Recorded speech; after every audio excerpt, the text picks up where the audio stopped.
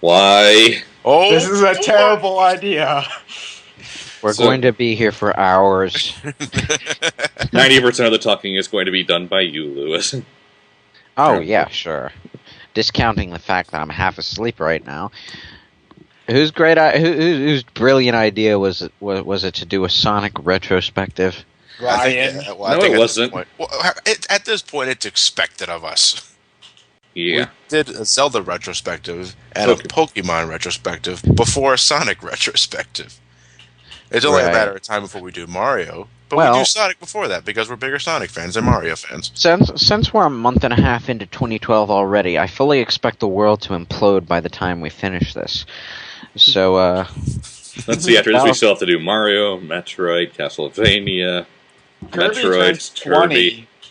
In April. What's that?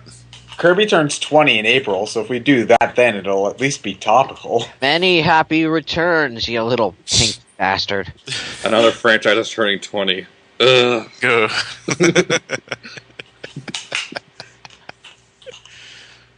So let's begin, shall we? Similar how we did to the Zelda retrospective, we will be talking pretty much about all the main series titles. We may deviate a little bit into the handheld series, well, likely the ones we actually played. Yeah. Let's be honest, we're going to spend 45 minutes on Sonic Pinball Party alone. No, we're not. It's pinball. And not even, it's spinball. It's just pinball. It's not... So starting back in the mystical year of 1991. In the beginning. In the beginning there was... Yuji Naka. In the beginning, there was Mario, and Sega decided we want to compete with that, so they created Alex Kidd. It didn't. It didn't work out quite so well. They were decent, but not really all that special. On the first day, Sega made Alex Kidd. On the second day, Sega made Sonic. And on the third day, they made Blast Processing. Don't know how that ended up working out, but it did. If I remember, Sonic the Hedgehog 1 was being demoed alongside Super Mario World. The Consumer Electronics Show. Yeah, so that's. Does anyone remember which drew more interest at the time? I don't recall. I'm gonna assume Mario just because he's already been established at that point. And I'm pretty much gonna think that Sonic spread through word of mouth. Yeah, I can see that happening. But other than that, though, I'm pretty sure it was Mario that had the dominance. Yeah. And then the game came out. And Mario still kind of had the dominance. Kind of. For a little bit, anyway. Well, to be fair, Mario's always sold more than Sonic has. Yeah. But Sonic is still awesome. And I definitely prefer Sonic for a variety of reasons. So First, I guess we'll just control and physics, which always just did it for me in a way that Mario never has. So what specifically about Sonic 1, even though I played Sonic 2 and 3 way before I played Sonic 1? I actually was introduced to Sonic with Sonic 2 first. Yeah, me too. Like, I played my earliest memory with Sonic the Hedgehog is 93, and that was with Sonic 2. I think we rented it from a Blockbuster or West Coast Video back when they existed. Ugh. Now we're getting really old. And I wasn't I was only like 6 years old at that time, so my memory's a bit fuzzy about it. But I remember loving the hell out of it.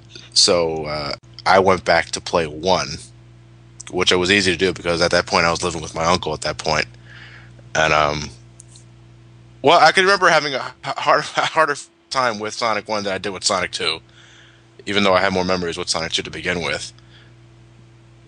It was weird though because since I was introduced to Sonic 2 at first, I was used to the spin dash, which wasn't in Sonic 1, and that's when I started taking advantage of rolling and I should say physics in general. My earliest memory with the Hedgehog is AOSTH. or around 93, 94ish. Because I didn't own a Genesis until much, much later. I had a Super Nintendo, probably because my parents was more comfortable with Nintendo, I guess. My first gaming experience was with Sonic 2 around the same 93, borderline 94, when I was really, really little. So I don't really remember it much at all, but I do remember whenever I went to a friend who had a Genesis, I always wanted to play Sonic. Because it's basically like, if you owned a Super Nintendo, you had Mario World. If you owned a Genesis, you had at least Sonic 2. There's actually my first ever Sonic game that I ever owned was Spinball. Oh, that's different from me. I had the very same here. first Sonic game I ever owned was Sonic Pocket Adventure for the Neo Geo Pocket Color. That's pretty odd. Yeah. But my grandparents got me a Neo Geo Pocket Color for my birthday. There were only two games I got for it: Pocket Adventure and King of Fighters. Yeah, like I mentioned, I was introduced to Sonic 2, and I got to play Sonic 1 eventually, and eventually Sonic 3, but I actually didn't own a Genesis till like 95. And that was the one that was bundled with Sonic Spinball. So technically, Spinball is the first ever Sonic game I ever owned. And then after that, it was just a matter of time. Actually, like 1 year later, I ended up trading in the Genesis. I don't remember what... If I actually... I actually sold it to someone for like $50, which to me was a bargain. Because I was so young back then. And I actually went through my phase of not really playing that much of Sonic between 96 and 2000. Because it wasn't until like late 2000 where I invested in the PC ports of Sonic R and Sonic CD. And then one of my father's friends brought over his Dreamcast. And he brought in the demo sampler with him that had Sonic Adventure in it. So I played the hell out of that, which reinvigorated my interest in Sonic the Hedgehog again. So I started going back into the classic series with emulators, which then eventually led me to getting another Sega Genesis, and now I pretty much have every Sonic game on the system. Do you want to know how weird it is for me? Because you guys are talking about playing the classic games first, and I didn't even know who Sonic was until I got Sonic Adventure 2 Battle for the GameCube. 2002. Kid. No, wait. 2002, I think it was. That was my birthday present. I got that, and I come home, and I play City Escape, and I'm like, holy shit, this is awesome. And then I got heathen! And then I got the classic collection after that, so I don't remember which one of the Sonic games on that I played first. So the classic series just sort of meshes together with me a whole lot. I don't tend to distinguish a lot of elements from one to the other. Well, I'm pretty much at that point where I could distinguish. You can give me any screenshot of any Sonic game, and I can tell you what Sonic game. Well, I know it's like that, but it's just like memories of me playing the classic games as a kid all sort of just bleed together. I don't have distinct memories of playing 1 or 2 or 3. It's just sort of classic Sonic and 3D Sonic. I don't have distinct memories of playing the games. What I have is a memory for the level layouts. I'll always remember where everything is that I want to get to. I always remember my preferred routes, all the special stages that I go to, even straight down to special stage layouts. No matter how much time has passed since the last time I played them, that's how strongly drilled into my head these games are. My first exposure to Sonic was actually Adventures of Sonic the Hedgehog, like Ryan, but I didn't actually even know that Sonic was a video game until my dad got me and my siblings Sega Genesis and 4 Sega games for Christmas one year. One of them was Sonic Spinball. The other 3 were Jurassic Park. That was awesome. A Ronald McDonald game. That was weird. And I forget what the 4th one was. Was McGigus the final boss?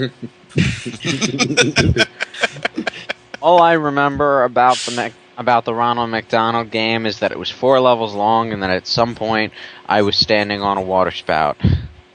Huh. That's random. And because my first experience with Sonic was AOSTH, Classic Eggman will always have whatever the guy's name's voice for him. I forgot the guy's voice name. Actually, I wanted to go back. When I mentioned I was reinvigorated with Sonic in 2000, it wasn't just the the PC ports of Sonic R and Sonic CD. It was also the Sonic and Knuckles collection that had, well, it was pretty much a Sonic 3 and Knuckles. Just the change from music, right? With the change of, I fucking hated that soundtrack. Oh, I remember I also had a burned copy of Sonic R back in the day because my friend had Sonic R on PC, and this was back when the government wasn't quite as dictatorial about copyright, so my friend burned me a copy of it.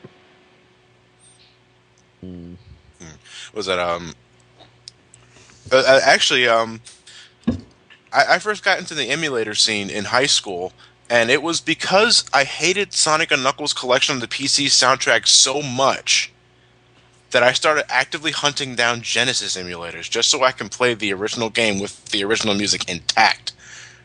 And many orgasms were had that night when I finally found a working emulator with a working Sonic 3 and Knuckles ROM. Yeah, my first experience with emulators were high school as well, because someone got a separate mini server on our school's network and put 100 N64 games on it. Jesus Christ. I almost got through Ocarina of Time on school before they finally noticed. And actually, one of my biggest accomplishments in my childhood, that I clearly remember, because it was like 8 in the morning on a weekend, I think it was, is me finally defeating Death Egg Zone in Sonic 2. Because for the longest time, I've had the hardest fucking time with that stage. And this was during the time, what really got me into Sonic in the early years was, since I didn't have a Genesis at first, I spent a lot of nights over at my aunt's house. And my cousins there had both the Genesis and Super Nintendo, so not only was I getting my share lucky bastards. Yeah, not only was I getting my share of Super Mario World, and Streets of Rage, and I also was getting tons of playtime with Sonic the Hedgehog 2. So I had plenty of time to play the stages over and over again. The special stages, get Supersonic by Winged Fortress Zone, I think, and play the game to an extreme degree. So yeah, more accurately, I have a lot more memories with Sonic 2 than, say, Sonic 3 and Knuckles, but Sonic 3 and Knuckles is still my favorite game for just the amount of things it did right. Yep. And then it's a whole different beast with the 3D games, but we'll be getting to that in a second. What about you guys? Do you guys have any defining moments in your early days of Sonic the Not Hedgehog? so much the classic games, because again, I didn't get a chance to really own them until later. I played a lot of 2, 3, and Knuckles, obviously via friends who had Genesis. Yeah. But I never really got to own them until later, so my experiences with them were sporadic as a kid. I remember liking them a whole lot, it's just that I never got a chance to own them and play through them a whole lot. With me, when it comes to I have way better memories playing Sonic Adventure 2 than any of the classic games, even though I own the Mega Collection pretty early on. I think mostly it's just that I think I sort of just missed classic Sonic by the time where I was Sentient. I was born in '93, so yeah, by the time you were sentient, it was a Saturn and Sonic was gone. So it's let's put it this way: I didn't know who Sonic the Hedgehog was until I saw an ad for Sonic Adventure 2 in Nintendo Power. Because but when I was growing up, Sonic had kind of dropped off from the world for a little while. So it's I remember Sonic Adventure 2 more, playing it more, just because mostly there was a story. And so that helped me get invested into it. And also, that was something that me and my sister would play together. But it's just even though I had the classic games, I just never could attach myself to them. I don't know. Maybe it's just because I have issues with all 3 of the classic games. But we can discuss that later. What is this 2D you speak of?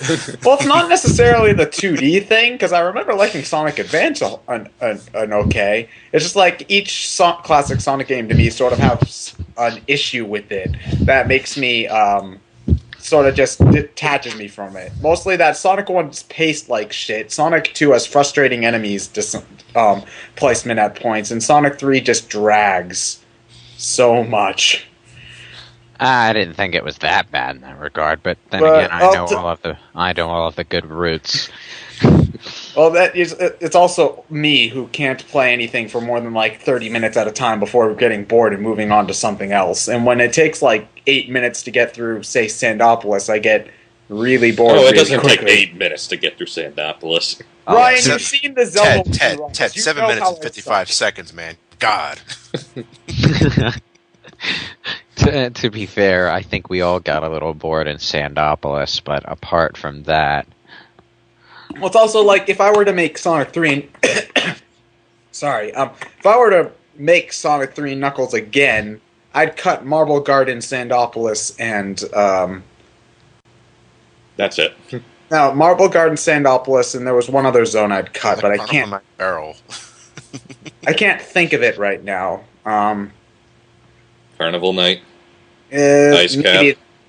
No, Carnival and Ice Cap. Lost Base. Oh, Mushroom Hill. I'd cut out Marble Garden, Mushroom Hill, and Sandopolis. If I I were. like Mushroom Hill. I don't Okay, like I think at this Mushroom point. Hill. Okay, let's just start with let's get this thing started. We've already tapped into our personal memories with the Blue Blur himself. Let's talk about the games now. Woo. So the one that started it all, Sonic the Hedgehog, for the Genesis. Master System. I'll go in depth myself then, since I haven't said much up to this point.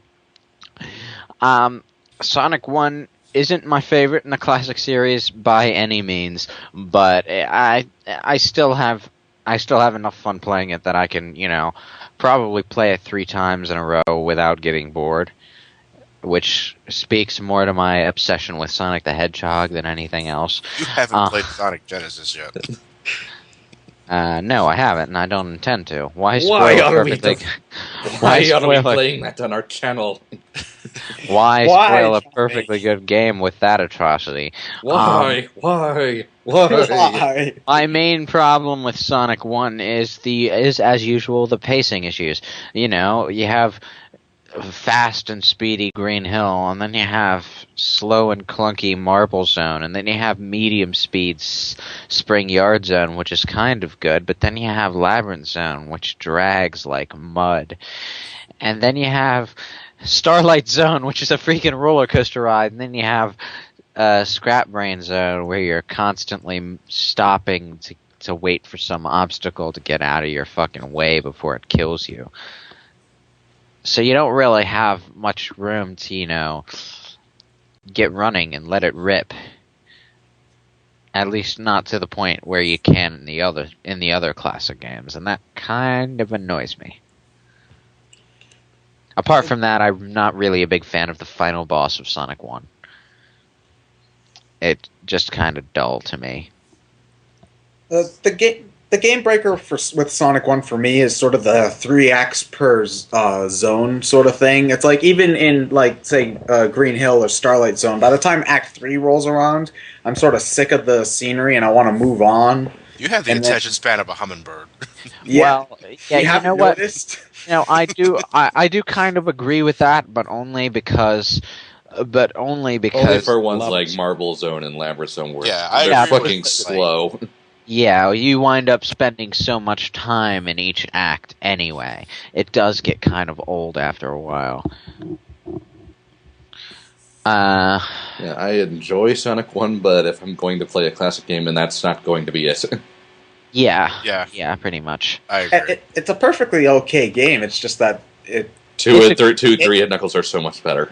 It's a good They start are to the better. franchise, but like all originals, the sequels just kind of trump it. Sonic I will say 2. though, Green Hill Zone actually in the original is still one of my favorite levels of all time Oh yeah. in the They entire spent- series. Only because How long did they say they spent finalizing that level? 3 months or something? Yeah. I'm not sure, but Well, I mean it's to important this have- to this day, I'm still discovering new stuff with like actually some things I discovered when I was playtesting Sonic Genesis. Actually, I discovered monitors that I didn't know were there in the first place during my Genesis runs, and I go back now and I found out, okay, yeah, there actually are there, and I just feels pretty good that this stuff's been eluding me for the longest time, and it just some sort of sense of accomplishment that you get when you don't look at a level map ahead of time and you find it by yourself. 20 Yeah. years later. Sonic 2, on the other hand, is a really fast-paced game. to the point where the levels seem to speed by just a little too quickly for my taste, especially the early ones. Those Chemical levels are plant. just What's that? gone. And like Emerald Hill is gone in like a minute, not counting time you spend in special stages, of course. And then there's Chemical Plant, which takes maybe 2 minutes on a bad day. And then there's Aquatic Ruin, which actually can take quite a long time the first few times you play it because of the underwater sections. But once you've practiced it like I have, it might take 3 minutes. And then the levels after that take even less time. And then eventually you get to the harder levels like Oil Ocean stuff, and it starts to take longer. But you get my point. The game winds up feeling a bit short once you're practiced at it and you're well enough to get through without screwing up. At the same time, though, when you're practiced and you get through without screwing up. Yeah. Like the but first... at the same time, though, that's another reason why people love Sonic 2 so much, because at no point at the entire game does the game ever drag. Yes, exactly. Well, I'd say that Metropolis Zone drags, but Yeah, Well, that's only because it has 3 acts. 3 Yeah. acts and cheap enemies. yeah, Yes. but it's just like it's just designed so much better where you can run through even like levels like Mystic Cave or Metropolis or Wing Fortress. You know, even if you're doing more platforming and such, you still feel like you're moving fast. You're not like standing on a block or waiting for something to move out of the way most of the time. Yes, and that's what makes the platforming in Sonic 2 so much better, because you can tackle it however quickly you want. So if you're skilled at it, you can go faster. That's the kind of platforming the Sonic franchise really benefits from. So I would say Sonic 1 tended to feel the most out of the series like a Mario clone. Sonic 2 feels the most like a Sonic game, if that makes any sense. I think what you mean by that is like Sonic 2 is where Sonic really got his identity. Yes. Yeah. Very Like much so. Sonic the Hedgehog at first really did catch an eye with the audience. Blast Otherwise, processing! there probably wouldn't be a sequel to begin with. But in Sonic 1, in this case, it's kind of misleading. Because, well, the first act is Green Hill Zone. And you can go so fast in Green Hill Zone, whether or not you got power-up sneakers, or You can't go that fast because the speed cap. Well, yeah, obviously Rolling. the speed cap rolling will eliminate the speed cap entirely, especially if you know how to place your jumps right. But the fact of the matter is, Green Hill Zone is the only zone in the entire game, with the exception of maybe Starlight Zone Act 1 and 2, that you can actually go that fast. Well, some parts of Spring Yard, but for the majority... Spring Yard is usually the case of a bumper or spring. Like, I think like Spring Yard Act 2 actually begins with a red bumper on your left. And then you immediately bounce into a bumper. Bounce out like a pinball section.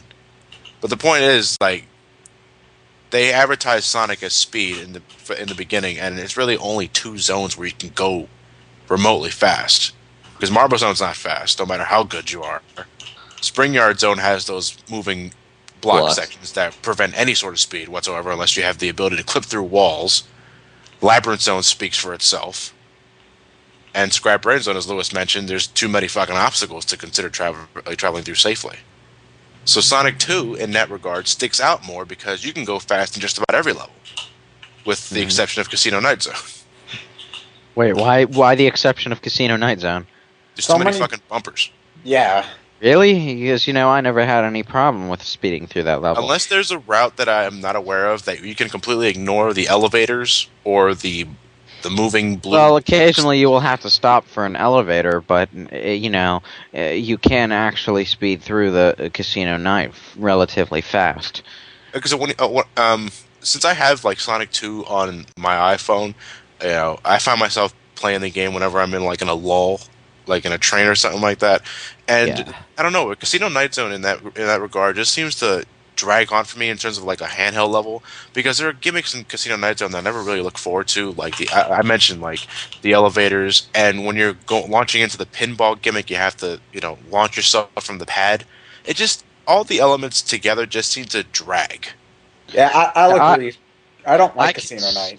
I can see where you're coming from, but I've always been, a particular stickler for those bouncy pinball levels, so I just sort of flow through it fairly well. Um, let's Moving see. on, I guess, to Sonic CD.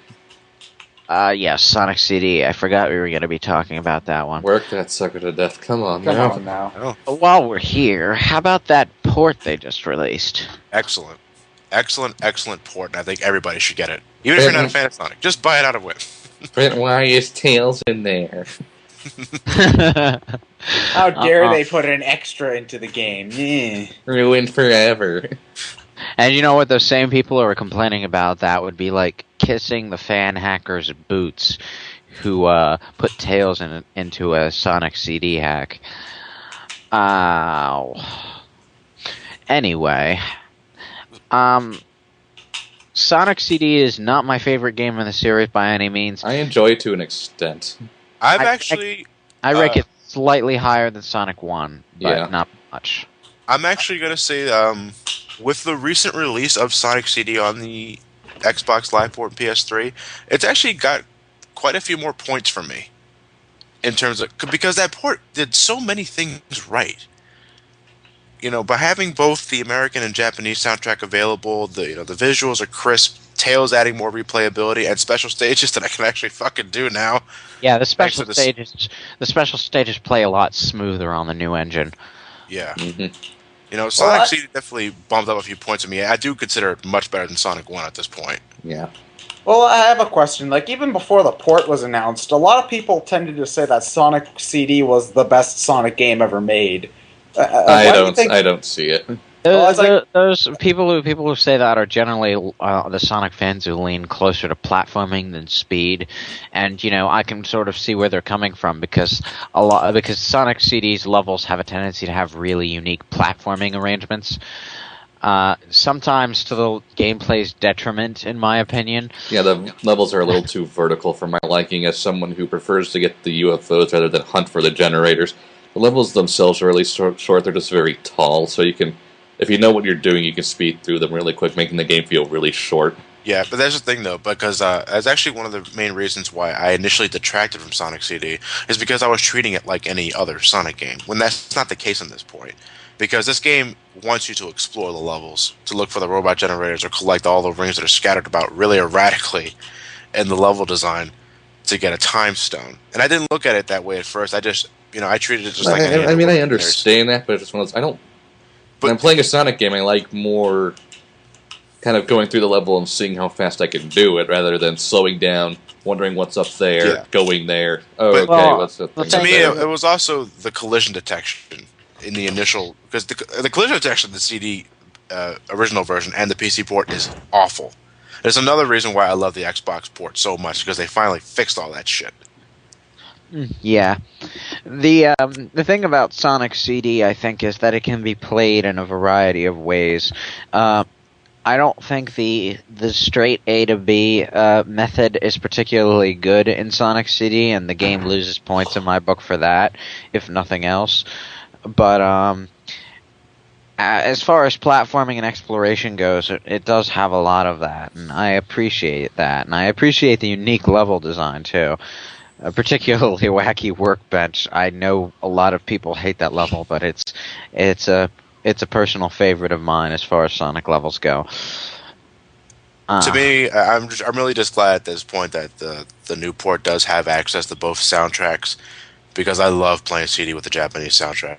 It is slightly annoying that the lyrics are taken from the credits and opening theme. I don't understand. I know it's like licensing issues with the lyrics, I guess. Yes, apparently the lyrics belong to someone other than Sega, whereas the actual music track belongs to Sega, so they can use it freely. Other than that, though, it's... Well, seeing how like Sonic 4 Episode 2 is borrowing a lot of elements from Sonic CD, by that I mean Metal Sonic, and the It's Nagus. I'm sorry. What was I thinking? I'm sorry. There were a lot of things that I initially didn't like about CD at first, but upon playing the hell out of it for like reviews and such, and getting my hands on the very affordable port, I've grown an appreciation for it that I didn't have before. So if you still haven't gotten it at this point, get it, because it's well worth $5. Yep. Sonic 3 and Knuckles, which I will not acknowledge as two separate games, by the way. I think we should. They are acknowledge two it. separate games. No, they're not. They are no, they're two not. separate games. No, they are not. Two No, separate they are not. cartridges. They came on two separate cartridges. It costs twice as much to play them. They are two separate games. No, they're not. No, they were originally intended to be re-released as one cartridge, but Memory. that particular plan fell through. So they're two games. Yes, I understand they are intended to be one game and they can function as one game, but they are not the same game. They are not one game. They are two games. Ted, you have to look at the coding. Do the level select code of Sonic 3. As hard as it is to do, put in the level select code of Sonic 3, and you will see the level select listing Sonic and Knuckles levels. The games are one and the same. Sonic is as much one game as Banjo-Kazooie and Banjo-Tooie are one game. No, they're not. Yes, they are. No, they're not. Yes, they are. Push and to that point, Sonic, at that point, a level in Banjo-Tooie was a scrapped level from Banjo-Kazooie. So in that sense, yes. I mean, I understand they fit together. In the planning stages, the levels weren't even shuffled into the order that they were in Sonic 3 and Sonic and Knuckles. As I recall, you were supposed to shoot from a cannon in Carnival Night Zone, land in Flying Battery Zone, burst out the door, and drop into Ice Cap Zone. Yeah, I blows your mind, doesn't it? Blows your mind, doesn't it? But I do recall reading something about that. But the fact of the matter is, they are the one in the same game, and to me, there's just a lot of nuances that just kind of prove that point. Like, for one thing, I think Sonic 3 and Sonic and Knuckles are the only Sonic games in the Genesis that use the exact same fucking graphics. They are. They are the only ones. Yeah, and same sound effects, all that shit. They're the same game. Well, okay, in that sense, if they're the same game, then Sonic 3 and Knuckles is not a game that I would pay double price to play. I'm sorry, it's just not. Well, I understand that from the viewpoint of, like, you're getting it for the first time ever, yeah. But nearly 15 years later after its release, they're one the same.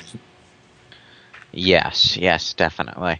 And apart from that, talking about them as two separate games is kind of pointless, because you'll wind up saying the same thing about Sonic 3 that you say about Sonic and Knuckles. Except I understand that. Except that one has an ice level in it and the other has a lava level. It's just, I understand talking about them in the same sort of section. It's just that it bugs me when it's just like, Granted, I don't like, to be honest, I don't like the name Sonic 3 and Knuckles. I just like calling it Sonic the Hedgehog 3 Complete. Sonic 3 and Knuckles has to be one of the most whacked out titles ever. my friends in Zoidberg. Sonic 3 CD and Knuckles and Knuckers. Yeah. But, okay, I think I can word this a little bit better. It bugs me when everybody says that Sonic 3 and Knuckles is their favorite Sonic game, when it's not one game, it's two. It's one game. It's one game, Ted. Well, okay, let's... Well, this is the thing. When people are saying that, those people generally are the kinds of people who never play either of the games separately. You're not supposed to play them separately. Well, then, if they couldn't make it work, then cut some stuff. They could have cut... No, because you could have cut Sandopolis and nobody would have given a shit. Not one person. It's just like, again, when I said if you cut Marble Garden, Mushroom Hill, and Sandopolis, I mean... Marble Garden and Mushroom Hill are good levels, dude. I hate Marble Garden. I'm sorry. I hate the spinny top thing. I hate the spinning into it to make the platforms move. I hate the crumbling section. I don't like Marble Garden. No, only for you then. So now that we've lost 1,000 subscribers... I'm sorry. Actually, no, I'm impressed, because most people complain about the barrel in Carnival Night Act 2. That wasn't that hard to figure out. There's only so many things you can try. Except up and down, and apparently everyone had a hard time with that. No, it's like you try jumping, it's like if jumping doesn't work, I try pushing, and if pushing doesn't work, I try crouching. Oh, crouching works. It's just like the barrel never gave me any trouble. It's just Sonic 3... Jump again. It'll work this time. But I can I- understand. Look, I can understand that people, in your case, people wouldn't want to regard Sonic 3 and Knuckles as the complete game because you mentioned earlier that the game, as a complete package, tends to drag just from the sheer amount of levels, and just the amount of options you're given. And I can understand that they want to play Sonic 3 by itself, so just they can say they beat Sonic 3 at the end of Launch Base, and not at the end of Death Egg Zone or Doomsday Zone, I should say. But to me, it's just not.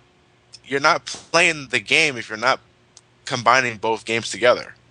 well, here's the thing about Sonic and Knuckles. It's not so much a second game as it is an expansion pack. So, it was literally designed to attach to Sonic 3 and expand the game by another so many zones. That they wound up splitting the game in two halfway through development, and that resulted in a weird gimmicky attached to another cartridge system that allowed Knuckles to play in Sonic 2 for no apparent reason. Was just an added, rather expensive bonus. So yeah. All right, In other words, it's three against one. Ted, you lose. Goodbye. No, but okay, here's the thing. If my little brother wants to play Sonic 3 and Knuckles for the classic Sonic games for the first time, okay, and even though it bugs me, I'll say Sonic 3 and Knuckles counts as one Sonic game. Okay, I'll say that. If he wants to play Sonic 1, he pays $8 on the Virtual Console. There you go. You can play Sonic 1. If you want to play Sonic 2 for the Virtual Console, $8. There you go. If you want to play Sonic 3 and Knuckles as the way that it was originally intended, and I admit Sonic 3 and Knuckles is what they wanted Sonic 3 to be in the first place, it's 16. You're talking about Sega's selective reasoning. Well, here's the thing about Sega. They like acknowledge money. it as one game whenever they're talking about it, but whenever they're selling it, they acknowledge it as two. Yeah, and that's something that bugs me. It's like That's not Sonic the fault. 3 That's and not the fault. Knuckles That's not the fault of the game or the fans. It's just Sega being greedy. It's just like as much as if Sonic 3 and Knuckles is not worth double price. I would happily pay $10 or $11 to have the entire game put together, but not 16. No, and when a game first came out, it was how much did a Sega Genesis cartridge cost? Way back then. It's like I can rock a wiki first. Just give me a second. it's just like I don't think it's worth double the price, no matter how good the game is. While we're on the subject of that, how about the best Sonic game ever made? Blue Sphere. To this day, Blue Sphere is still my favorite special stage. Me too. I do like It's Blue also Sphere. the longest Sonic game ever made at 1 million levels. How many level arrangements are there in Blue Sphere? I don't know. It's I in the think there's millions. a million at least. I think they get randomized at some point. Yeah. They are all randomized. Actually, that's how they have so many. They're just random sphere arrangements. Was it Sonic 3 came out in '94? Mm-hmm. Yeah. I'm having the hardest fucking time looking for this damn thing. Oh wait, wait. I have yen. I have Japanese yen. I can convert that to US dollars. I have Well, how much yen $199 is it? US dollars. No, goddamn it, the link's broken. Well, how many yen is it? Usually, if you chop off 2 zeros, it's about US dollars ish. All right, well, if going by that, then $60. No, it wasn't that expensive. Well, no, Okay. no, actually, SNES cartridges and Genesis cartridges were pretty damn expensive back then. I remember that. I still think they were $60. Remember, Well, then they let's were. assume 50. I remember. I one of remember the there were reasons why. commercials for those cheap ass little 100 little video games on this one little gaming machine thingamafucker, where they, showed someone throwing a video game cartridge in the trash because it was so expensive, and this is so much cheaper and it has so many other games. Never mind the fact that you get 12,000 times as much entertainment value out of that one cartridge you just threw away because it was so expensive when you bought it. Why did you throw it away if you paid for it already? I'm sorry, that commercial just made no sense to me back then, and it makes even less sense to me now that I've thought about it. I remember I remember back when Star Fox was initially released, and one of the reasons why my uncle didn't get it at first, I believe, was because of the FX chip inside the cartridge. It ran higher than most cartridges. It sold for like $75 to $80. That was its newly released price. Huh. Which makes it, because one of the things I always wondered was because I remember back when like 2 years ago, 3 years ago, when people were flipping their shit that games were now going from $50 to $60. When I was like, this is nothing new because that's pretty much the cost of cartridges back in the NES, Super Nintendo, Genesis days. Keeping in mind inflation. Yes. So, which is more... It's nothing new. So I'm going to assume, Ted, back on the Sonic 3 and Knuckles topic, Sonic 3 by itself cost $60, and Sonic and Knuckles probably cost $60 as well. Sonic 3 and Knuckles as a total game is, to me, would not be worth $120 even back then. Considering inflation, though, which is more expensive, Sonic 3 and Knuckles back in the day for $60 then, or like say Mass Effect 3 now for $60 now? Well, I'd assume Mass Effect if you want the entire thing, just because it's 3 games as opposed to 2. No, I was talking about $60 now versus $60 then.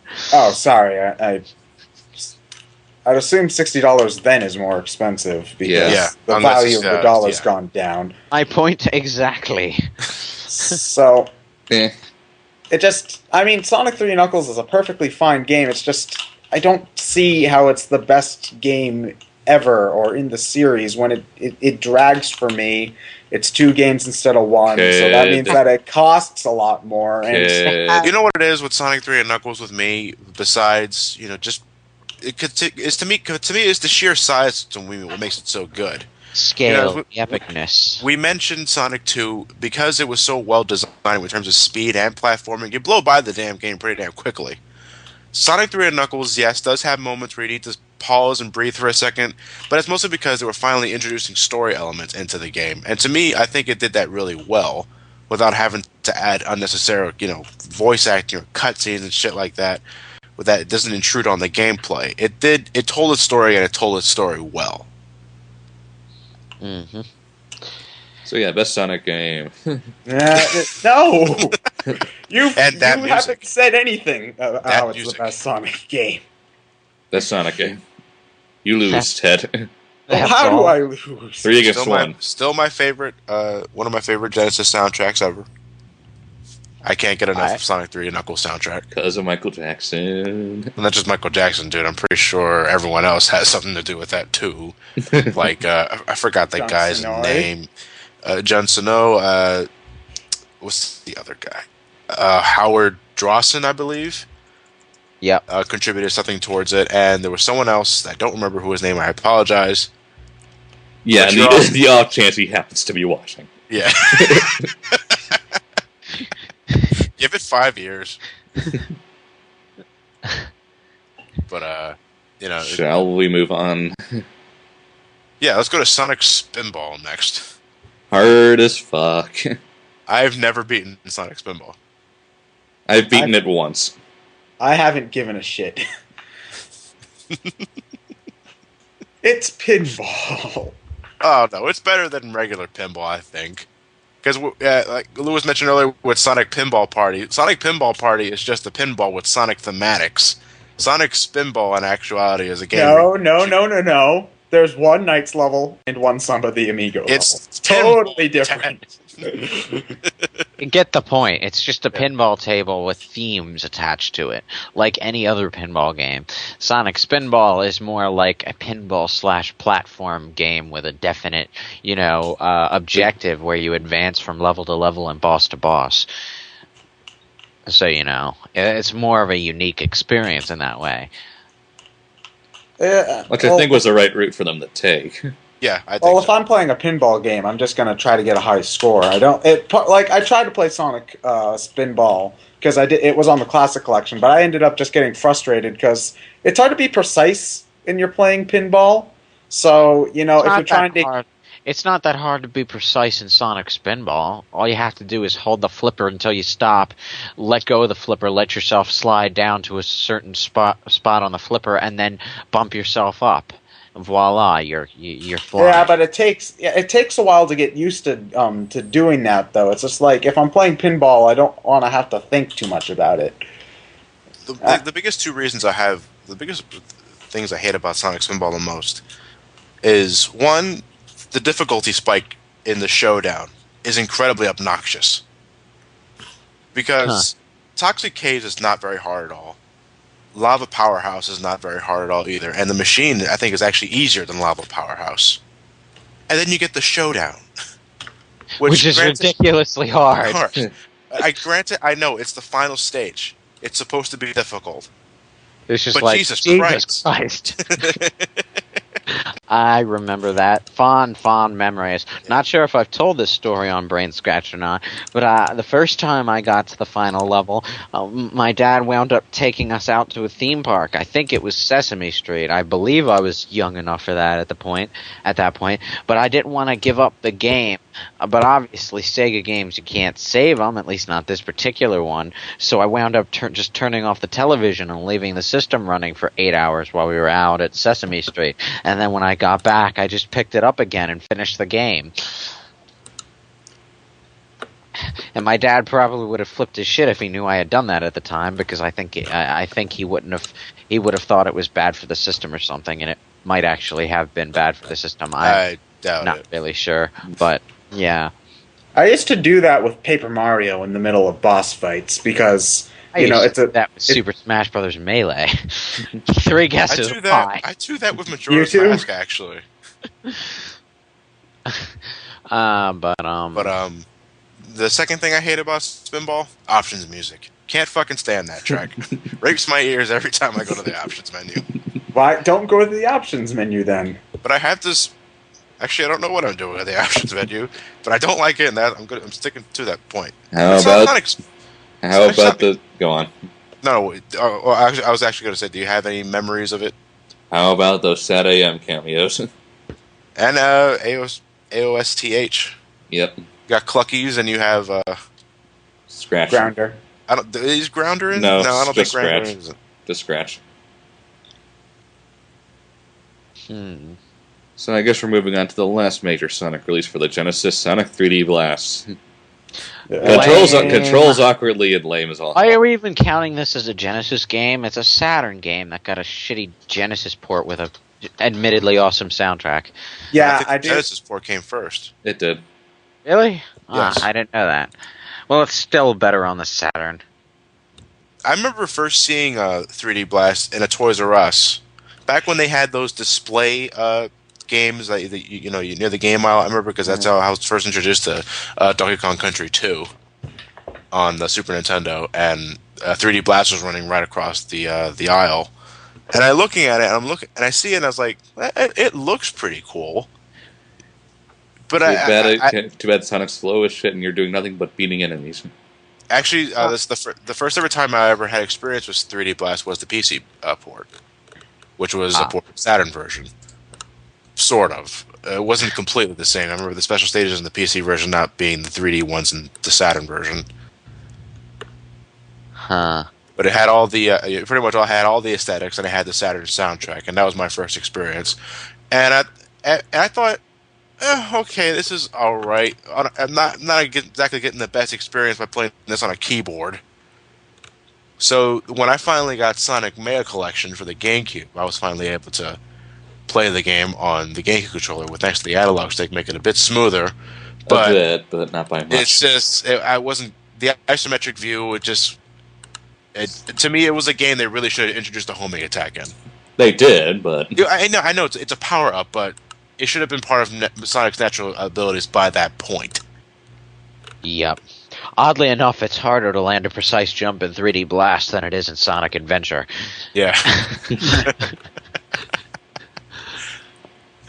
Other than that, though, you're not missing much by skipping it. Nope. I think the Saturn version is the best in terms of aesthetics, but the Genesis has a much better soundtrack. Not to mention much, much easier special stages. Yes. That's not necessarily a good thing. Not that it matters. Yeah. Well, I'm going to give Saturn Special Stages the credit just because it just looks more interesting. Plays more fun too. Yeah. But And let's take a quick detour to the Game Gear games. All of them hard as fuck. The end. The only one I've ever had any experience with was Sonic 2 for the Game Gear. And of course, it's the hardest That's one one. that I'm introduced to. I never fucking beaten it. Past tense of defeated. I think I spent maybe 3 minutes on some of them that I unlocked in Sonic Adventure DX, yeah. and never looked back. That's my primary experience with them. When I first moved in with my stepfather, he had a Game Gear, which he had the adapter for, thank God, because there's no way I'm buying 6 AA's for that piece of shit. He had a pool table game, and he had Sonic 2, which I always found odd, because he never struck me as a Sonic fan. So I ended up playing it, and I just couldn't get past I think it was one of the jungle levels with the hang gliding section. Yes, that's the one everyone dies at. And after that, nah. It also gave me nightmares, I remember, because Tails dies. Tails dies. Now, I didn't, well, he dies assuming you don't get the Chaos Emeralds, of course, but that whole concept that one of my best butt monkeys from Sonic 2, the one I loved abusing the hell out of, can actually possibly die at the end of the game if you fuck up. His sidekick invulnerability just disappeared for whatever reason. Wait, Johnny, why are you so upset about Tails dying? He'll just fly back in a few seconds later. It's not the save, Ted.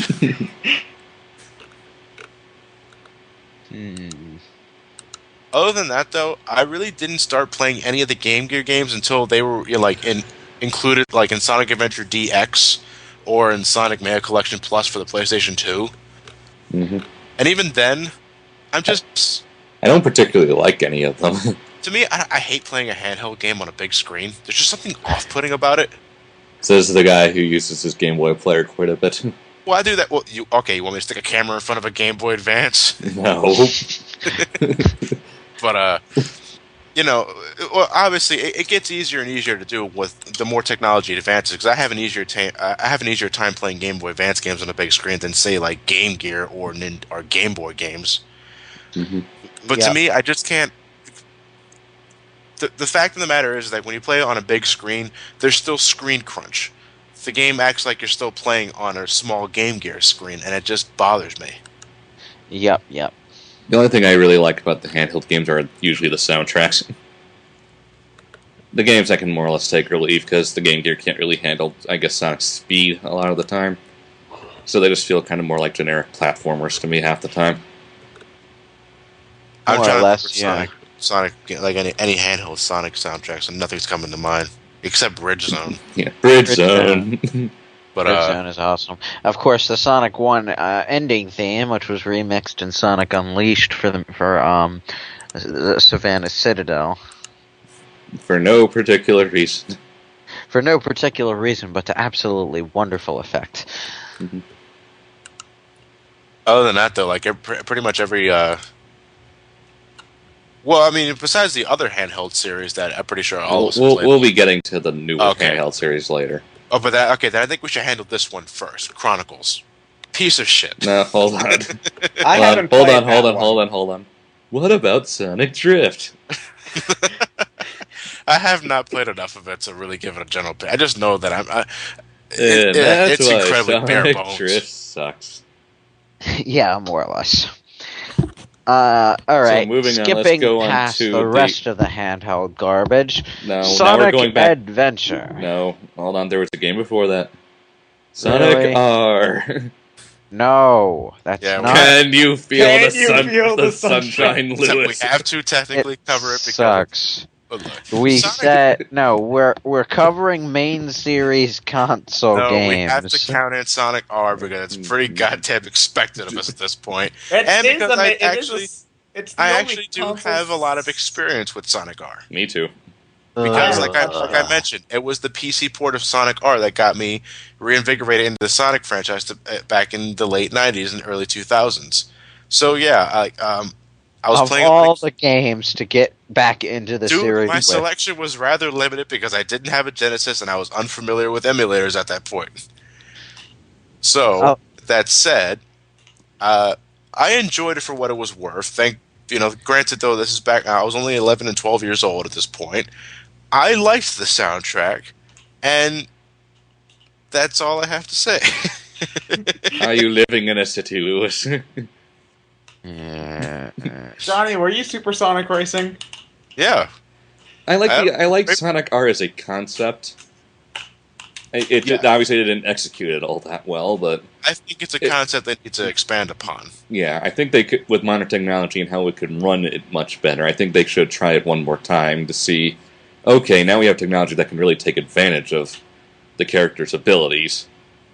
Let's see what we can do with it now. And now that we actually have a lot of characters to use. Well, are we going to cover Riders? Eventually. Eventually, okay. So I'd be open to another Sonic R. I wouldn't mind if they try the Sonic R concept once more. But for the game itself, I liked it. Not the greatest, definitely not one of the greatest Sonic games in terms of racing. It's there, but I liked what I played. It's too short and it doesn't have enough going for it. And apparently everyone's terrified of the Tails doll. I don't get that. It is kind of creepy looking. I never thought anything of it. Like when I first saw the meme about the Tails doll, Chris was like, really? I didn't get anything from that. I thought it was slow, boring, and it just wow, people are easily scared.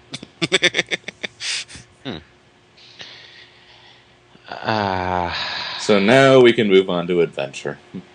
Right. The graphics are wonky. The game is glitchy. Half of the characters suck outright. And you love it, you know you do. Okay, Sonic Adventure is definitely a flawed game, but I still like it enough. I remember seeing it for the first time at a Toys R Us kiosk. From this point of view, from the year 2012, I look back at Sonic Adventure and wonder how in blazes I can like it even as much as I do. And yet I like it just the same. Why is that? I think it's more that... What, do you have people constantly breathing on your shoulder that you're expecting to hate it? Opinions, do you have them? I remember seeing it for the first time at a Toys R Us kiosk, the demos for all the consoles. Seeing a Dreamcast for the first time and playing the shit out of Emerald Coast over and over again every time I went to Toys R Us. My first ever exposure to Sonic Adventure was the Dreamcast commercial, where he was the DJ. Where everyone was partying inside the console itself. Yeah, which has better animation than any cutscene in the game. It does. It really is. But then I mentioned earlier my father's friends brought in the Dreamcast with the demo sampler that had Adventure 1 in it. Well, Emerald Coast anyway. And I thought the game looked so good back then because this was 99. No, it was actually 2000, 2001. This was close to the PlayStation 2's release because I was familiar with the Dreamcast up to that point, but again, I'm only like 13, 14 years old. I didn't have a job, and I ended up I didn't get a Dreamcast until like 2002. So I played the hell out of the demo, and then when I finally got my Dreamcast, Sonic Adventure was one of the first games I got, and I remember having a really good time with it. I loved every single moment of it. Except Big. Big, of course. I never, ever liked Big the Cat's gameplay. Ever. And, looking back at it now, yeah, the game does have problems. I'm not a fan of Knuckles' hunting missions, even though the radar is a bit more lenient than it was in Adventure 2 Battle. Gamma sections are pretty pointless, looking back into them. And, well, I don't have to mention Big, because Big pretty much speaks for fucking self. I loved Sonic's gameplay. I thought Tails was pretty good. Short, but I think it was truer to his roots than anything every other 3D game nowadays tries to do. And even though Knuckles' segments were pretty confined in a box, he was still pretty fast. Mm-hmm. But to me, and we got into this debate earlier. I'm still not sure what adventure game I like more besides Adventure 1 and 2. But I like Sonic stages more in Adventure 1 than I do in Adventure 2. Well, I'm the opposite. I like Adventure 2 better than so Adventure 1. Me too. Yeah, I know you guys. I know you guys favor Adventure 2 stages more. It's just, to me, I feel like I'm more in control with Sonic in Adventure 1 than I am with Adventure 2. Mostly because of how spammable the spin dash is, and because of how floaty Sonic is in Adventure 1. I feel more comfortable making jumps in Adventure 1 than I do Adventure 2. I think that Sonic's movement's just a little bit too slippery in Adventure 1 for my tastes. Oh, I like I think he's. Yeah, I also think he's a bit slippery, and I think that because the game is a bit glitchier and a bit weird with its hit detection at times, I just find like I'm more confident of Sonic, I guess, in Adventure 2. One of the things that I've noticed, obviously, was, as the years went by, is that one of the main problems with Sonic Adventure's level design, in the case with Sonic itself, is that a lot of the pathways are very narrow. And the biggest example I could think of is Windy Valley. Because most of the time when you're in Windy Valley during the last section, you're going to spend most of your time hugging the wall on your way down to where the Chaos Emerald is. And Sonic Adventure 2 got better with that, especially because they pretty much like doubled the width of every level there was. But I don't know. I have, in terms of like the perfect blend of speed and platforming and classic gimmicks from the older games, I think Adventure 1 did that better.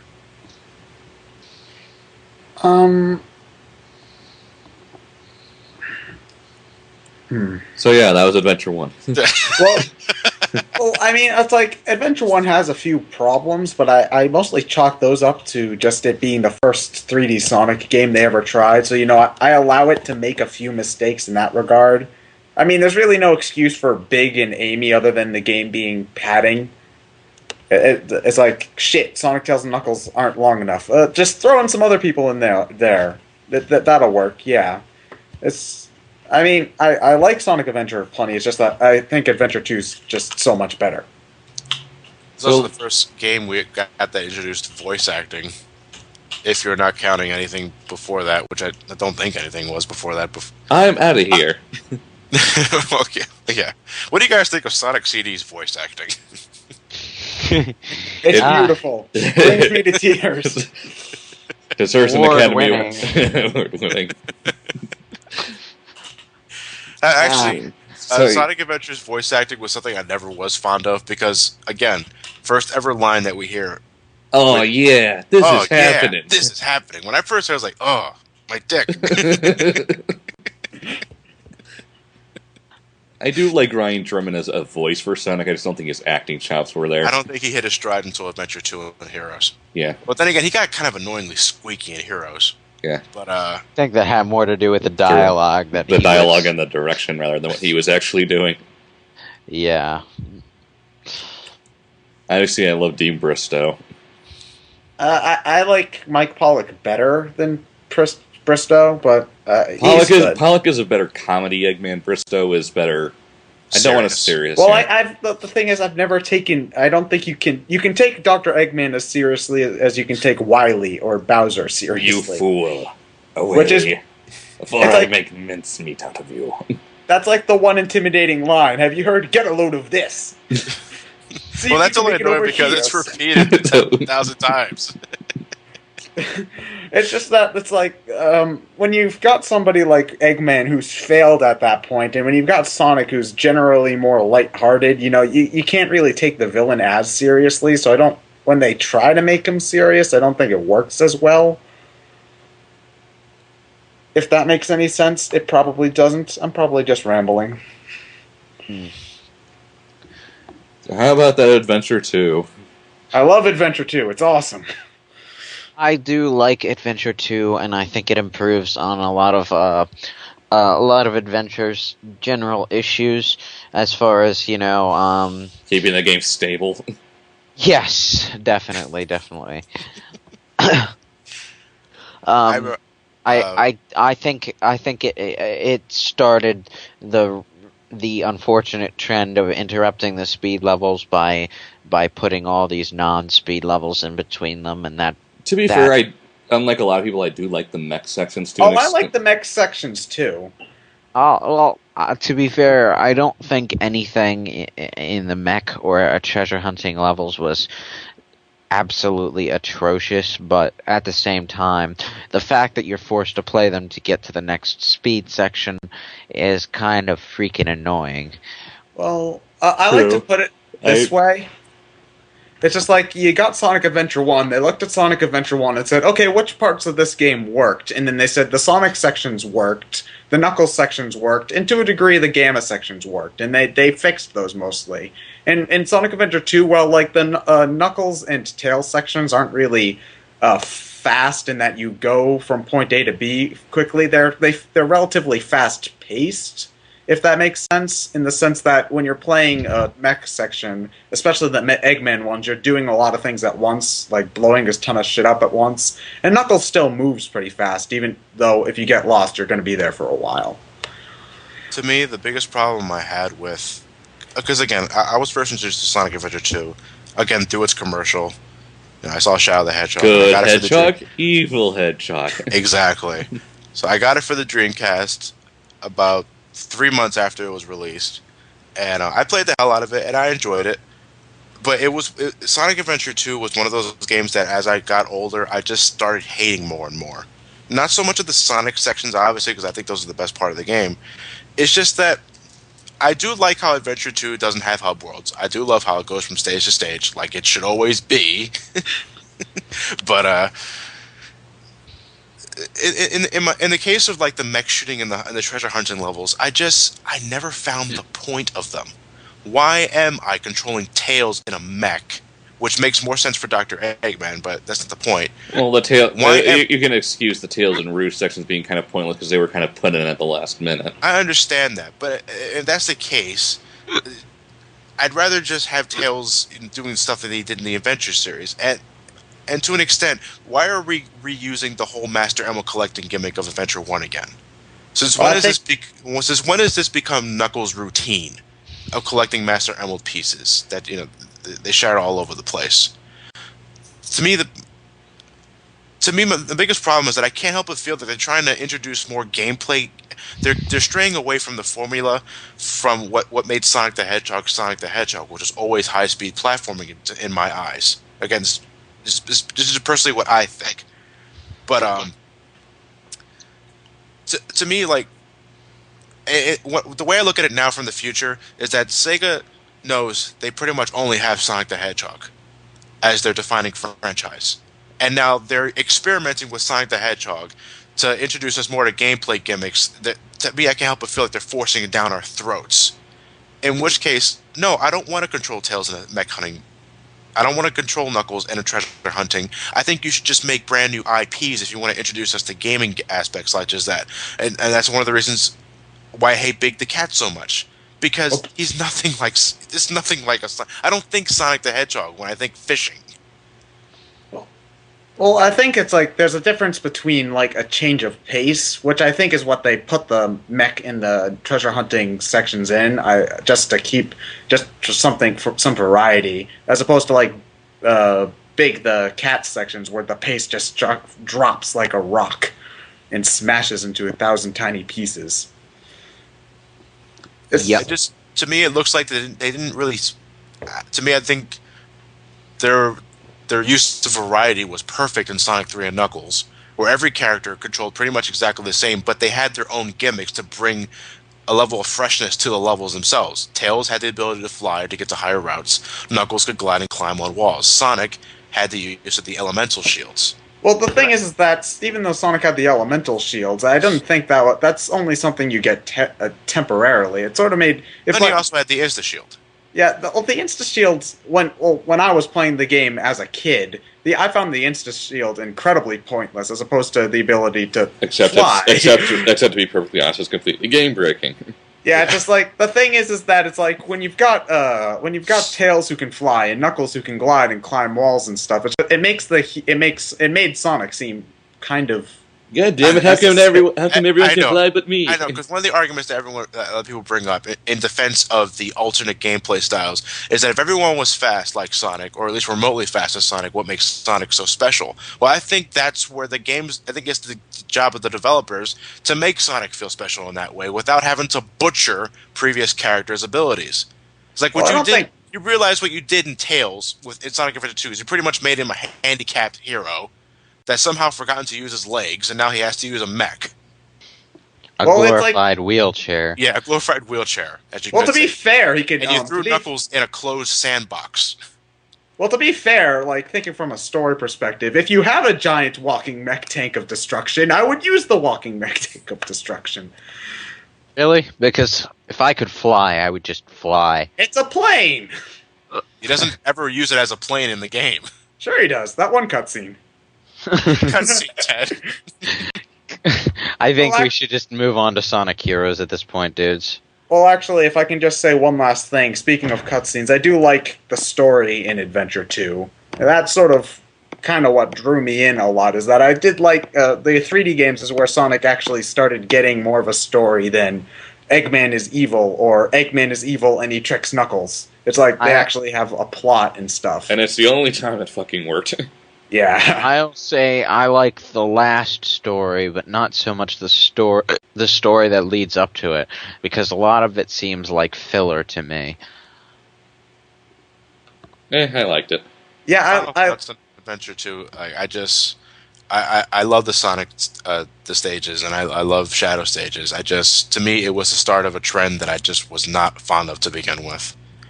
And I actually think that's the reason why I veer towards Adventure 1 just a little more than Adventure 2. But again, that's just my personal opinion. So, your opinion is wrong. Yeah, wrong. Oh, right. You guys. Sonic Heroes, come on, let's move along.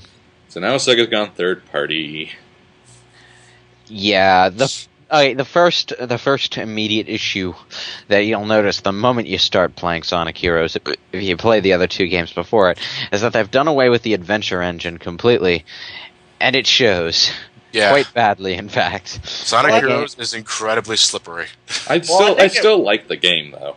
It's like I understand the slipperiness a little bit, where you're controlling 3 characters at once as opposed to just one. That has nothing to do with it. Well, I mean, when you're controlling like the power character, it controls just fine. It's like the speed character isn't designed to precise platform. It's designed to barrel through shit.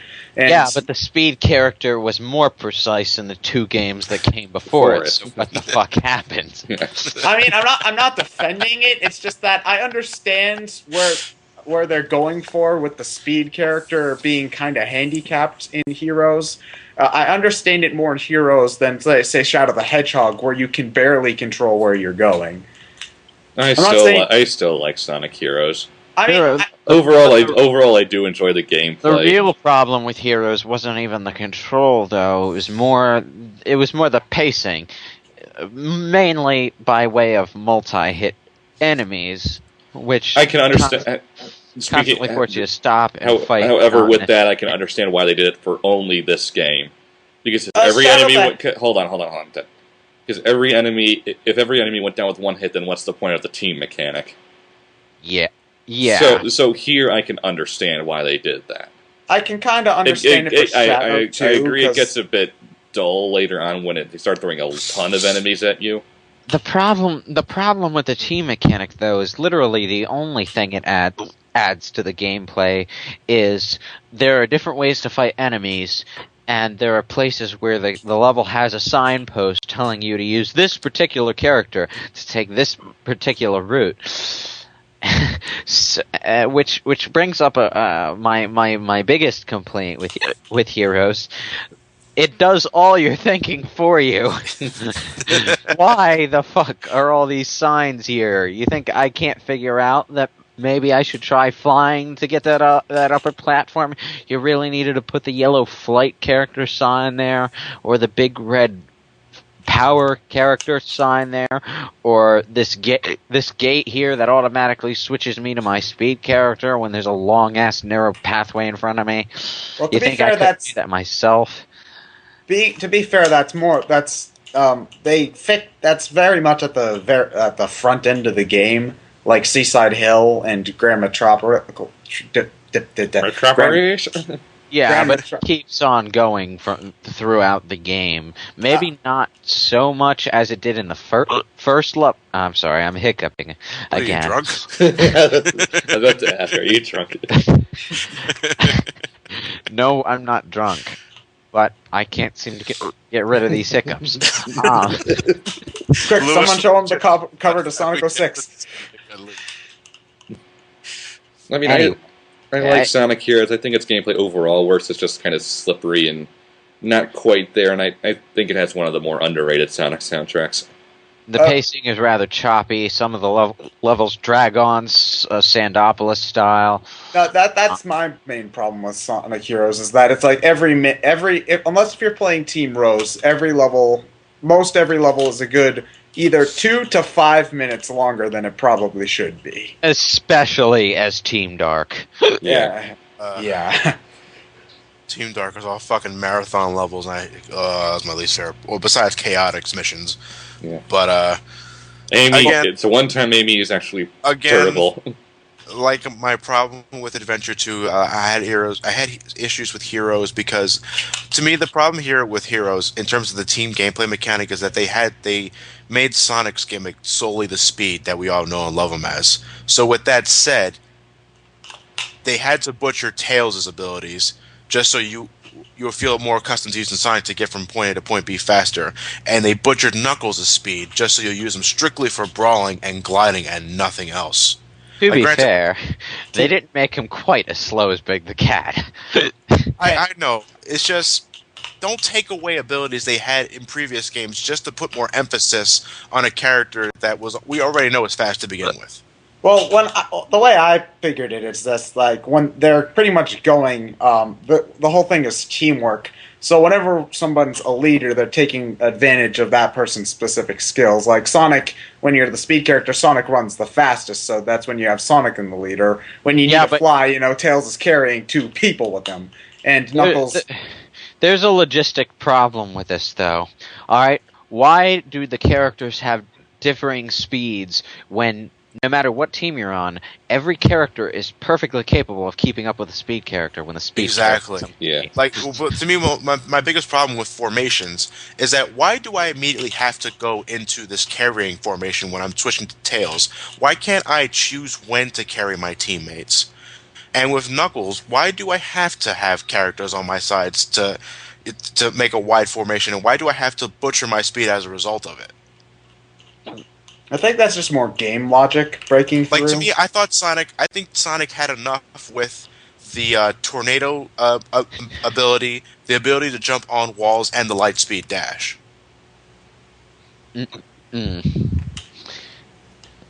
Anyway, the game immediately after Sonic Heroes, Shadow the Hedgehog. Where do I begin? Shadow and his Rudy Tooty guns and shooty. Actually, the guns are probably the least offensive aspect of the game, oddly enough. I remember when I first saw the trailer for this game, and I thought it was an April Fool's joke. I'm completely dead fucking serious. I saw it and I was like, this is a joke, right? Like, so did I. I've never had that kind of reaction to any other Sonic game besides Sonic and the Black Knight. That made me think such of like, just really? I have the same reaction to Black Knight too. Oh man, but seeing Shadow with a handgun in his hand was just like, so what the fuck? And him riding a motorcycle. Actually, the motorcycle was kind of cool, but and then you actually ride the damn thing. Yeah. Oh yeah. They made it look so cool in the intro as FMV too. He's roaring along, and then he just backflips off it right before it crashes into an enemy alien. Which brings me to the most offensive thing about the series. What the fuck, alien invasion? I'm sorry, I hiccuped again. Your thought just be hiccups. Can we just say, as a whole, Shadow the Hedgehog's plot sucks and move on? Because that's pretty much. The thing is, to me, and I mentioned plenty of times why I think Shadow the Hedgehog is the worst game besides Sonic 06. It's just the overall structure of the game and just the whole premise is completely offensive to my eyes. What are they trying to do here? You remember in Sonic Adventure 2 during the early stages, there were intended to be branching story elements, right? Like, I think the specific example they brought up, this was back when the only playable characters were Eggman, Sonic, and Knuckles. But, And Shadow. no, Shadow wasn't even playable at that point. Shadow was just an NPC at that point, right? There were supposed to be like branching story elements, like where there was one point where you were in a submarine and you had the option to save it, or stuff like that. They were trying to do branching story elements that changed up the game. I guess they decided to bring that idea back with Shadow the Hedgehog, only it doesn't really do anything other than force you to play the first few levels like multiple times in order to 10 times. I get just don't. the next set of last few levels. The whole branching pathway thing from Shadow the Hedgehog is just completely fucking pointless because none of the endings are canon except for the final story. Well, no, So- I understand the point. It's mostly just like Shadow is a very neutral character, so I understand like trying to. You're not really sure what's what the point of having the choice between evil and good if none of them are canon? The final Sonic. story. So, the yeah, final story, Shadow. here's the thing. Okay, Shadow the Hedgehog is hunting down Chaos Emeralds. He trips, falls, slides into a ditch, and his face lands on a lit doobie. And the rest of the game is him hallucinating 11 different endings. He wakes up, finds the rest of the Chaos Emeralds, and commences the last story. Okay, if you want to get there, that's a plausible explanation, but not the one I'm looking for. The fact of the matter is, like to me, they press on that evil or dark. You decide. Your actions will have consequences on the story, the main story. No, it does not, because apparently none of the endings, whether the good side, the evil side, the neutral side, are canon. Because at the beginning of the final story, it assumes that you collected all the Chaos Emeralds, and you pretty much only the neutral side is canon. No, the neutral. No, the neutral is non-canon because neutral always Eggman ends. dies. The neutral always ends with Shadow karate chopping Eggman's death. Well, it's been a while since I played the game, so Can't blame it. Just like with Shadow the Hedgehog, I think that there were plenty of good ideas in there. It's just first game with all speed levels. The guns and the weapons thing. Pretty much the only thing that actually worked. It's like it's there to give it's there to add the variety to the game. The vehicles are there for that too, though they're slightly less. I think the only one that actually worked was the hopping walker. Yeah, it's just like I know that though. I know they're intended to add variety to the game, though I don't understand why you would ever use them except for the hopping walker. It's just like I understand where a lot of the ideas for Shadow the Hedgehog came from, and a lot of them are good ideas. It's just the execution was awful. The control is so bad. the control is awful. I don't want everyone else convince you that the Shadow the Hedgehog's control is good. No, it's not. Shadow the Hedgehog's control is absolute shit from beginning to end. I think Sonic 06 controls a fuck ton better than Shadow the Hedgehog. That's only because Sonic 06 never goes fast enough to control too badly. No, see, the problem with Sonic 06 is obviously too precise. Shadow the Hedgehog is too fucking slippery. There are many times in Shadow the Hedgehog I veer off to a bottomless pit. Especially in those tight corridors where they expect you to homing attack all the enemies to death. Assuming you don't have a gun, of course. Which is almost all the fucking time. No, I always. And then there's that other offense, the Fall Kids actors. You know what? I'm not even going to touch that because it was their first time. No, they had Sonic X. There was No, this was before Sonic X. No, this was before Sonic X. Sonic X? This is actually around the same time. It was recorded around the same time. And it really fucking shows. Yeah. Compare Sonic's voice to this game and to Unleashed and Black Knight, and there's a major difference. Yeah. Bang, the computer room. Oh, but now that we've passed through Sonic the Hedgehog, we're landing right smack in the middle of the Hold on, shit. guys. Let me take another sip of my mojito. Wait, hold on, guys. We can stall for a little bit more time. Handheld games. No. Sonic Riders. Sonic Riders. That's part of the 15th anniversary. Yeah. Why am I riding a hoverboard? And that's why Sonic Riders sucks. to be fair, Sonic Riders isn't terrible. It's just it takes a while to get used to. Stupidly high learning curve.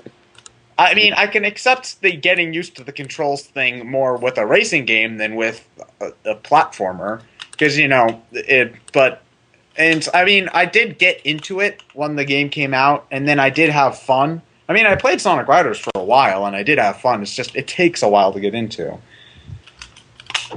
Yes, it does. Why am I riding a hoverboard? And that's why Sonic Riders is kind of a mixed experience. Okay, Sonic 06. Wait, what about Terrible. handhelds? Because certain games came before Sonic 06. All right, the advanced games. They're and decent. Battle.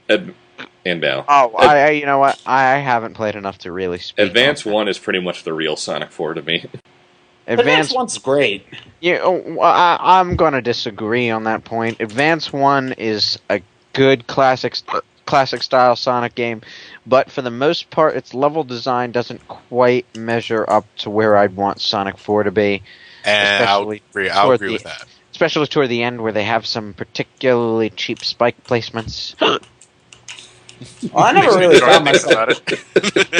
I never really had any problem with it. I mean, if the level design isn't exactly as memorable or as striking as some of the classic games are, I think that it the gets multiple it via controls and being it basically as close to a classic Sonic game any post Genesis game has gotten. I just don't get that, because Sonic Advance controls just like the classic titles.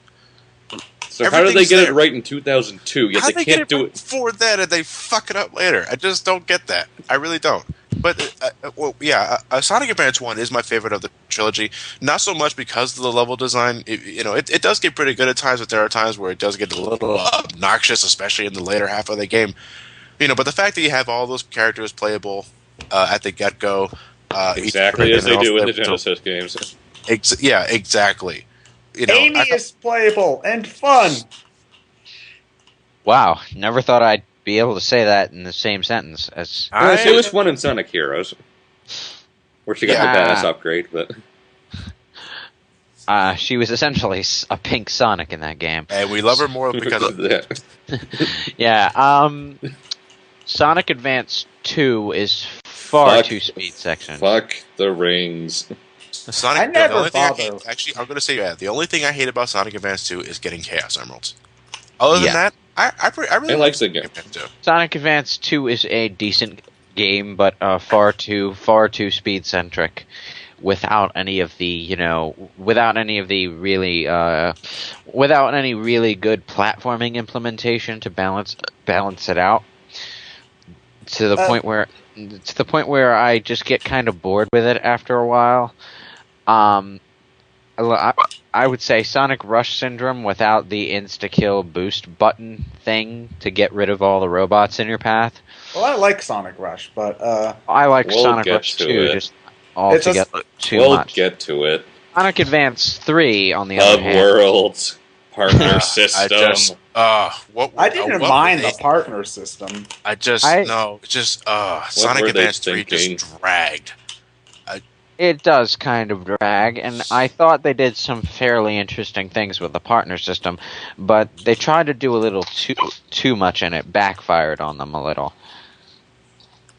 And getting Chaos Emeralds is once again a pain in the ass.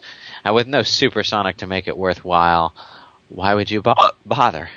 Because you want to see that little 5-second animation. Or hear the awesome Sonic Battle remix. To this day, I think Advance 2 has the best soundtrack out of the Advance series. I remember Advance 1's more, but that's mostly because I played Advance 1 more. I played Advanced 1 more. I love the ice levels music and the rocket level music. Oh, I also like the secret base theme too. Because one thing I love about Sonic Advance 2 soundtrack so much is everything is so fast-paced and so goddamn catchy. Like, I can remember every single theme off the top of my head right now, but I'm having a hard time remembering anything from Advance 1, except for, like, Neo Green Hill Zone. That's the ice level. Okay. Yeah. Can we stop trying to emulate handheld music, please? It's kind of... guys, you're making me more drunk. Sonic 06. No, Battle. No, Battle. I'm pretty sure the Rush games came out before that too. No, we'll go to... Well, DS will consider with modern era stuff. It's a bloody brawler game. It's a fun brawler game, though. Hey, what is it? Punching bag, punching bag, punching bag. I never played Battle. It's an okay game. It's a nice attempt at a fighting game for the Game Boy Advance. It's just that it basically turns into a button masher because there's no point in doing combos. No, there's some point in doing combos. It's just and the idea of a completely customizable fighter is a good idea. It's just that you never get the moves you want from them, and it's all randomized anyway. So you're kind of stuck with what you're given. I played through the game recently, and it's just like especially when you start out. Emerald is so bad. It's just like you can't move for shit, you can't jump for shit, you can't attack for shit. By the time you get like a playable Emerald, you're already in like Knuckles' story, which is like I'd say like 40% through the percent of your way through the game. It's just like you have to wait until you already beat the game before you get an Emerald that's usable. And even then, not... After I realized how bad he was in the second story, I just spammed Sonic's story for a little bit so I can get more of Sonic's moves. Well, it's like once you get them to Emerald. Yeah, it's like once you get to Emerald's story at the very end, you get easy access to every character, so you can grind for moves as much as you want.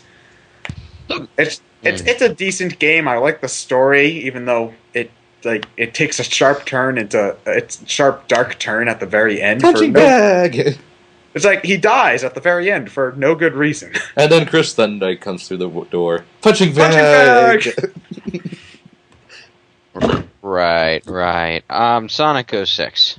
You're so eager to get to Sonic 06. More like I'm eager to get it out of the way. I am. I also want to end shooting to the moon. It's tired and drunk.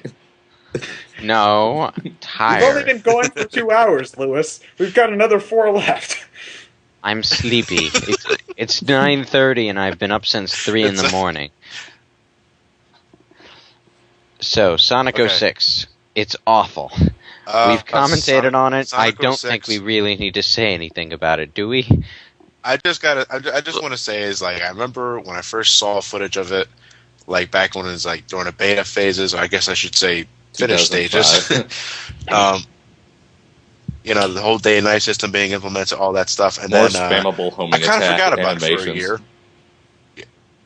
And I kind of forgot about it for a year, and then it came out. And this is back when I first started college, so I had no access to a 360 at that time. So I saw the first professional review of it, which was GameSpot, I believe, and it was 4.4. I was like, oh boy. So here I am following forums left and right, telling me why this game is such a abysmal failure for what it did wrong and with the potential it didn't live up to. And I finally got to play it in 2008 when I finally got my 360. And they were so right. And they were right. Granted, I don't think it's the worst Sonic game ever made. Labyrinth. But goddamn, they done goofed. They done goofed terribly. And then Game Informer pisses everyone off by giving Secret Rings the same score as Sonic 06, even though Secret Rings is much better.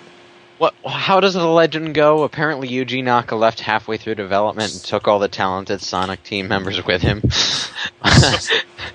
It sure plays like it.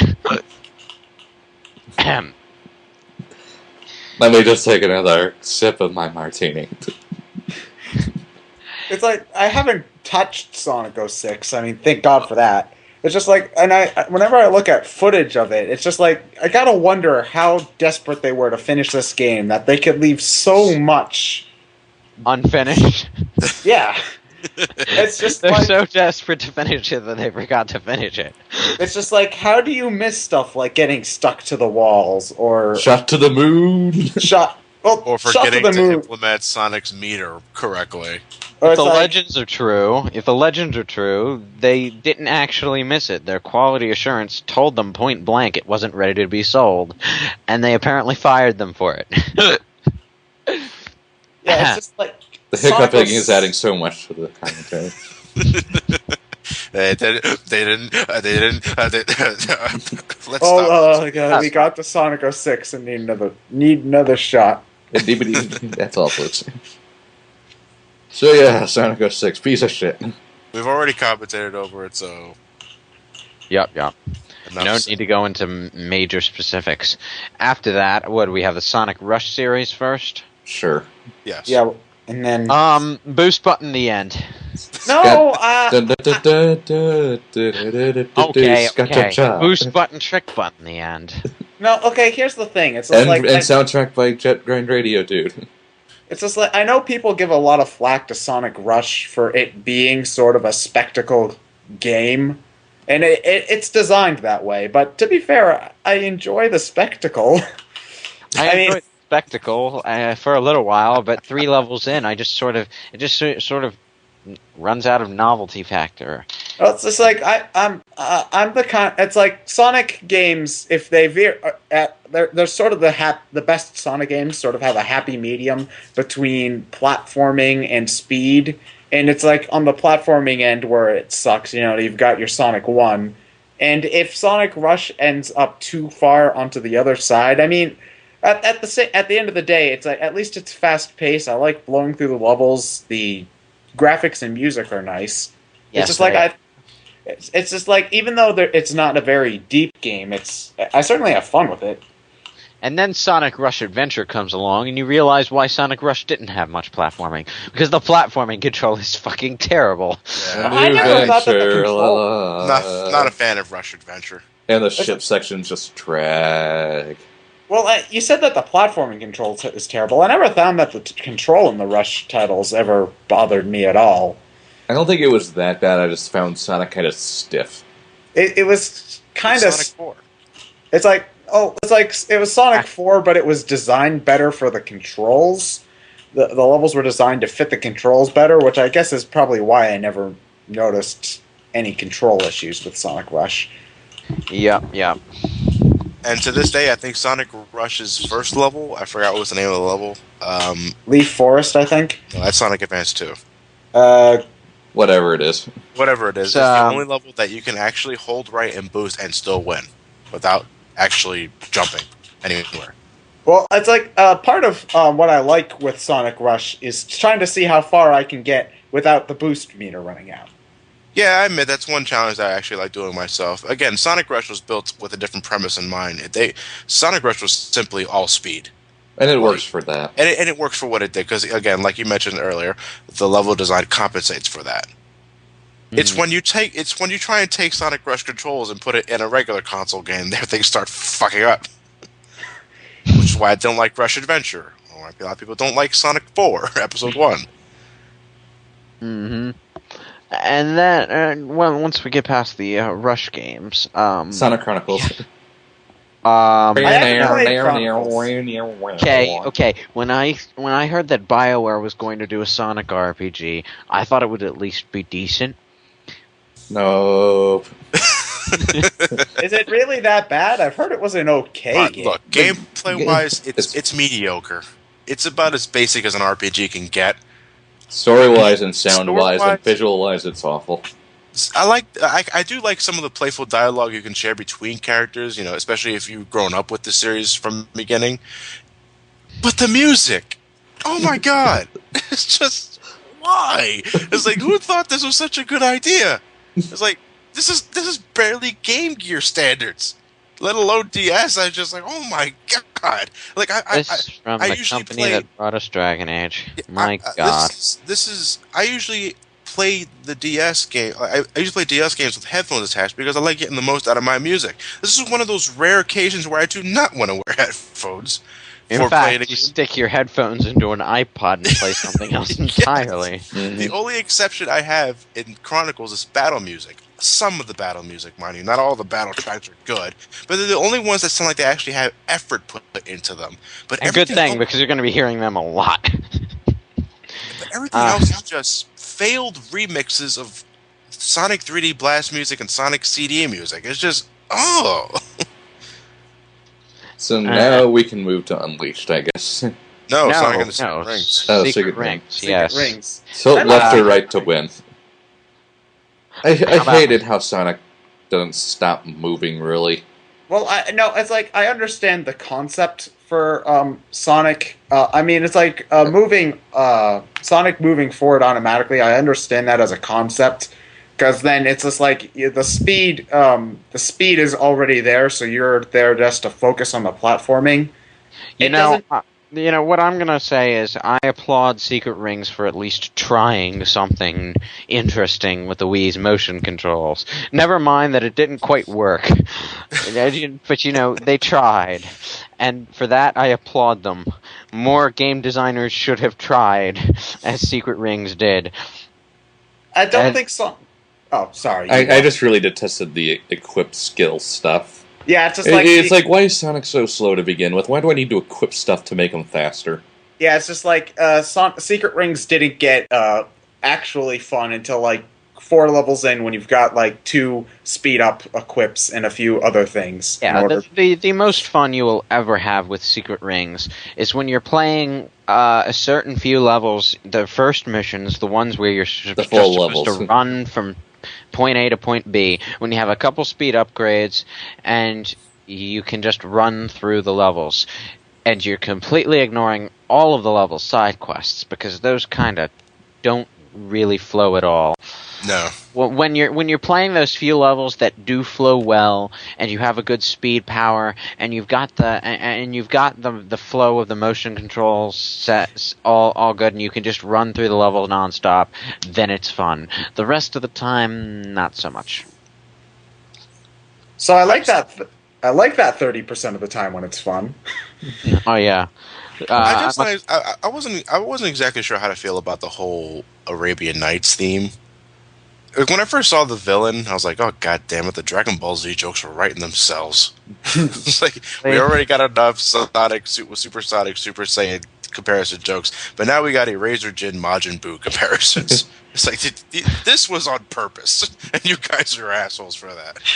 Dude, I didn't even think of Majin Buu. I was just wondering why our not think of Majin Buu. That's because I was too busy concentrating on the giant shaving razor the villain used as his weapon. You see him before that, at the beginning of the story. It does have one of my favorite moments, and I guess Sonic's stories go, is that when he's catching quote unquote Eggman by the tip of his toe from falling off the cliff and stuff. Now, I didn't really have... the Secret Rings was fun while I was playing it first time. Mind you, this was right after 06. So, yeah. Anything looks awesome by comparison, and that certainly helped my opinion of Secret Rings at the time. But at the end of the day, it's just not memorable. It was an interesting experiment that failed, partially because it wasn't polished enough, partially because the Wii isn't polished enough. Partially because the Wii isn't polished enough. Partially because it was just poorly executed on a number of fronts, and they didn't really put the time in to fix those problems. The Egg mission, in particular, stands out as an example of how not to design a video game. Oh, that's the Dino Jungle mission where you have to find the egg, and if you miss an egg, you have to go all the way through the level again to start it over and do it. Yeah. Oh, I remember hating that mission. I remember hating a lot of the missions because they're pointless.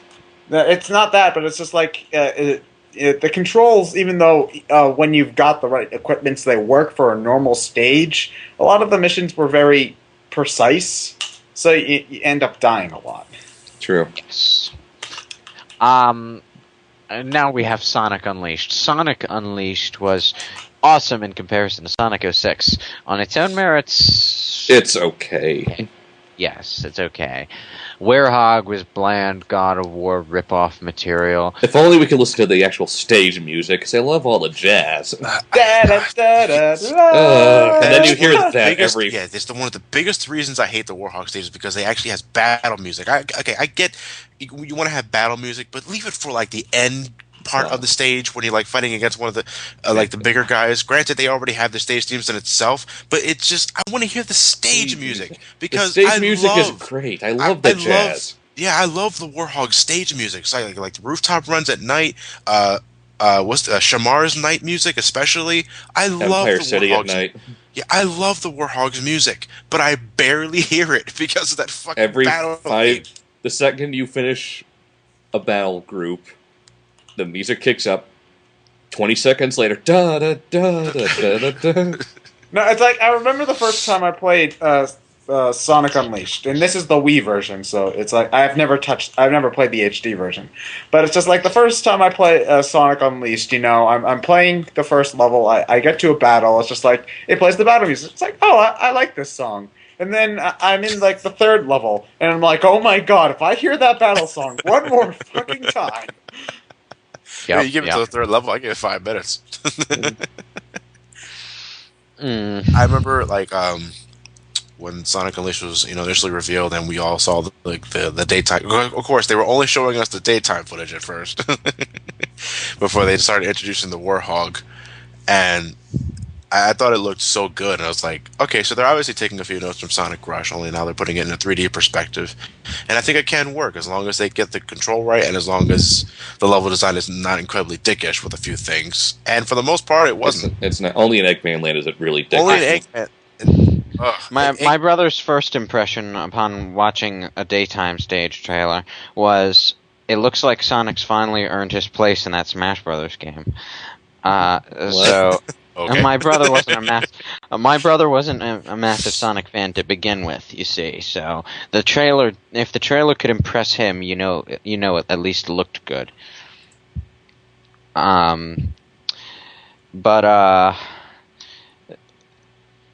at the Warhog, my God, did that? What the hell? Did that add absolutely nothing? To me, it's one of the most pointless gimmicks they ever introduced to the series. Did they draw that idea out of a hat or something? They had to have. No, not drawn out of a hat. They had a dartboard of gimmicks. And Bazooka threw the dart. No, I mean, what I would have wanted is, okay, at this point, they've slowed down Knuckles way too much. Why not make Sonic and Knuckles 2, quote unquote? I'm just using that to give a general idea. Sonic does speed and have Knuckles handle battle stages. Well, but no, everyone's tired of the sidekicks, so we have to do Sonic only. How do we make Sonic do battle stuff? Turn him into a Werehog. Sure. It's like, here's what I think is the problem with stuff like this. It's like, you've got the Sonic sections. And if it's like, whenever I go back to play Unleashed, which is pretty rarely, because I don't find any of the stages memorable, but that's beside the point. Whenever I go back to play the Sonic stages, I can beat all, 8 of them in about 45 minutes.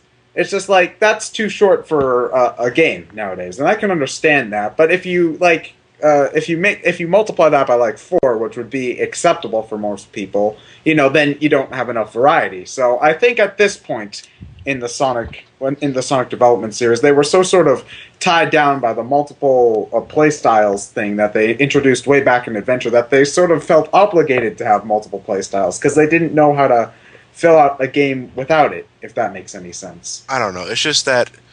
Well, in your particular case, I think the Wii owners got boned the most because the AC version to me is just so much better than the Wii version. Mm-hmm. In terms of level design. I never really had any problem with the Wii version. I mean, I'm sure the Wii version plays just fine. It's that the HD version is so much better. It's just I mean, the only thing I remember being pissed off about is missing 2 levels. But I mean, other than that, I had fun with it.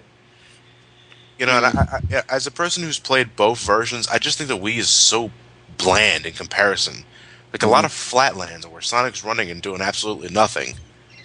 I'm guessing it's just a lot of transitions here and there, but I just wasn't. I never finished Sonic Unleashed on the Wii. You're not missing anything. I know. I've seen Elliot do it plenty of times, and I really have not. But it's just that when I've heard, first off, in terms of the Warhog, they introduced the concept because they said that a game with just Sonic daytime stages alone would be too short of a game. Sonic Colors proves wrong on that point. Well, Sonic Colors, this is getting Sonic ahead Colors of ourselves. Sonic Colors is short, but people love it. Well, we'll get. That's actually a good place to start talking about Sonic Unleashed's daytime stages. At the end of the day, all you really do in the main daytime stages is run, dodge obstacles while running, and basically just speed to the end. And there were a few pretty decent platforming sequences. One really good mid-level gimmick in the form of a bobsled, of all things. And that's about it. Every level is otherwise the same exact thing. There isn't really a source of design variety there. The only source of variety in the game is the difference between day stage, night stage, and hub world. And they have side missions which are essentially cobbled together, and maybe one or two unique ones, but otherwise they're just mini day stages and mini night stages. Do you want to know what I think would have made the game a little bit better if they sort of expanded the side missions and made them part more of the actual game, but as long as they made the side missions fun, of course. I mean, if they did that to expand on every level, like something kind of like Secret Rings, but if they did it better, where you play through the level, you've got like maybe in Act 1, you play the act all the way straight through. You have a few side missions in between that, and then you end it with an Act 2, where you go all the way straight through, and then you move on to the next level. I think that might have worked. Maybe. I'm not too hot on side quests, to be honest. I never found any interest in completing Sonic Unleash's side missions. Me neither. The time attack, the hot dog missions, the townspeople missions, I just never found any interest in any of it. Well, to be fair, some of the town missions did present little interesting mini-levels, kind of like expert modes and shit, but some of them were just pointless, and the hot dog missions were ridiculously repetitive, because you essentially had to complete the level 9 times per level. So, Wait, hold on, hot dog missions? What? There's pretty much, you do time trial runs of levels. You have to beat it under a certain amount of time, and this time gets shorter for each hot dog you want to eat. But why are we eating hot dogs? It's just a mission. It's just side missions. Hot dog missions, the side missions. Essentially, every time you complete a hot dog mission, you get hot dogs, which you can feed to Sonic for experience points. But the real reason you're doing them is because you get an achievement for completing all the hot dog missions in a given country. Huh. And you can't die during the attempt. You have to do it all in one sitting, which is why I'm not looking forward to Eggman's hot dog missions. Eggman Land's hot dog mission is ridiculous, okay? You only have to do it 3 times, because there's only the one kind of hot dog mission. But, you see, it's a time trial hot dog mission. And if you can beat Eggman Land without dying, you're not even going to exceed the time limit for the level 3 time trial, let alone the level 1 or 2. So you really should only have to do it once, but you have to do it 3 times for particularly no reason. They might as well remove the time limits completely and just say beat Eggman Land 3 times without dying. But anyway. If that's about it with Unleashed, then I guess we go on to Colors next. Wait, we haven't even talked about the goddamn medals yet.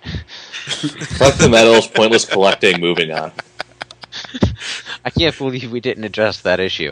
You can pretty much just say the medals. How not to do Banjo-Kazooie / Super Mario 64. Exactly. / Jack and Daxter. Sonic and the Black Knight, though. Oh yeah, Black Knight. My wrist God, my hurt arm. so much when I finished this game. No, well, maybe I've just got a stronger arm than you guys, but my wrist never hurt after doing Sonic Arms. Were you, like, swinging all the way across? I just did tiny wrist movements. I flicked my wrist, because if I did anything less, it wouldn't register reliably. But, I did notice that that my wrist was a bit stronger after I finished the game and gave myself a couple days rest. But, I did sort of like Sonic and the Black Knight, mostly from a story perspective, oddly enough, because I did like the style of the storytelling and and oddly enough the plot. It seems like a bit too ridiculous to really for that aspect to really stand out, but but surprisingly it did fairly well. So I liked the game from that. It certainly helped that not Ryan Drummond, what's the four kid? Jason Griffith. Jason Griffith, yes. Jason. It certainly helped that Jason Griffith and the rest of the Four Kids crew had really gotten into their act by this point in the series. So, and you know, what the fuck? That's Four-can party van. Who said they like Sonic and the Black Knight story? Arrest that man. I just found the game horribly repetitive. Yes, it was quite repetitive. You know, I thought they should have given it more of a running and platforming focus, a la Secret Rings, to go with the sword, but they didn't. It's really just it's a series of hallways that you're stuck on a rail on. You don't run forward automatically anymore, but you might as well, because you can't actually actively explore anything. You can just go forward and backward on your rail. I remember absolutely hating Sonic and the Black Knight when I first played it. It was the only Sonic game ever that I ever played. About 45 minutes in, and I just stopped because I was bored. I was like, oh my god, this is terrible. I cannot. I don't want to play this anymore. And then I gave the game to Elliot to let play. So maybe he'll find something in it that I don't see. And he ended up playing and beating the game on his first sitting because he found something enjoyable that I didn't. And he said, try it again, because the game is really not that long. It's actually really short. Black Knight is very fucking short. So I ended up playing the game again, and I got cramped wrists left and right. And I enjoyed the soundtrack, and I didn't enjoy that particular moment when Sonic does stand up and it starts playing "It Doesn't Matter" before Now what fighting happens? Yeah. But it was the first and only Sonic game I ever put down because I just didn't give a fuck. Yeah, I can definitely see it. The Sonic and the Black Knight, I think, did a lot of things to improve upon sort of what they tried to do with Secret Rings. Like, for example, letting you move with the control stick. That's sort of important. Like you move up with the control stick. But you see, here's the problem with that.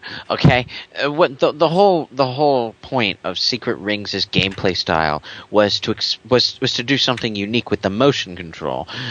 Black Knight took that system and removed the motion control element from it. At which point, why, just why, are you on a rail at all?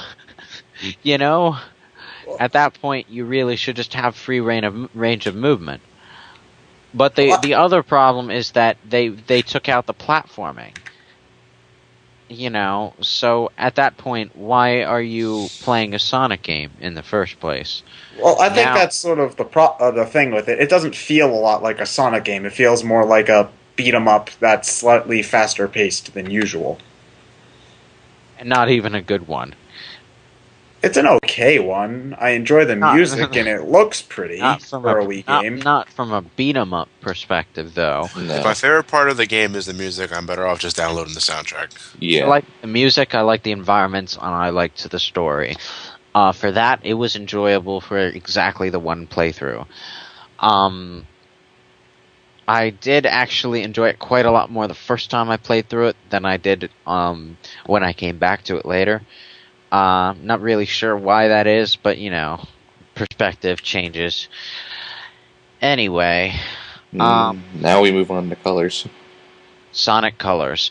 They say it's a game that's made completely of day stages, Sonic Unleashed style, but really, I'm not sure that's. It's more of a 2D game than it is 3D. That's one of the biggest problems with Colors I have, is that the 3D the 3D might as well not be there.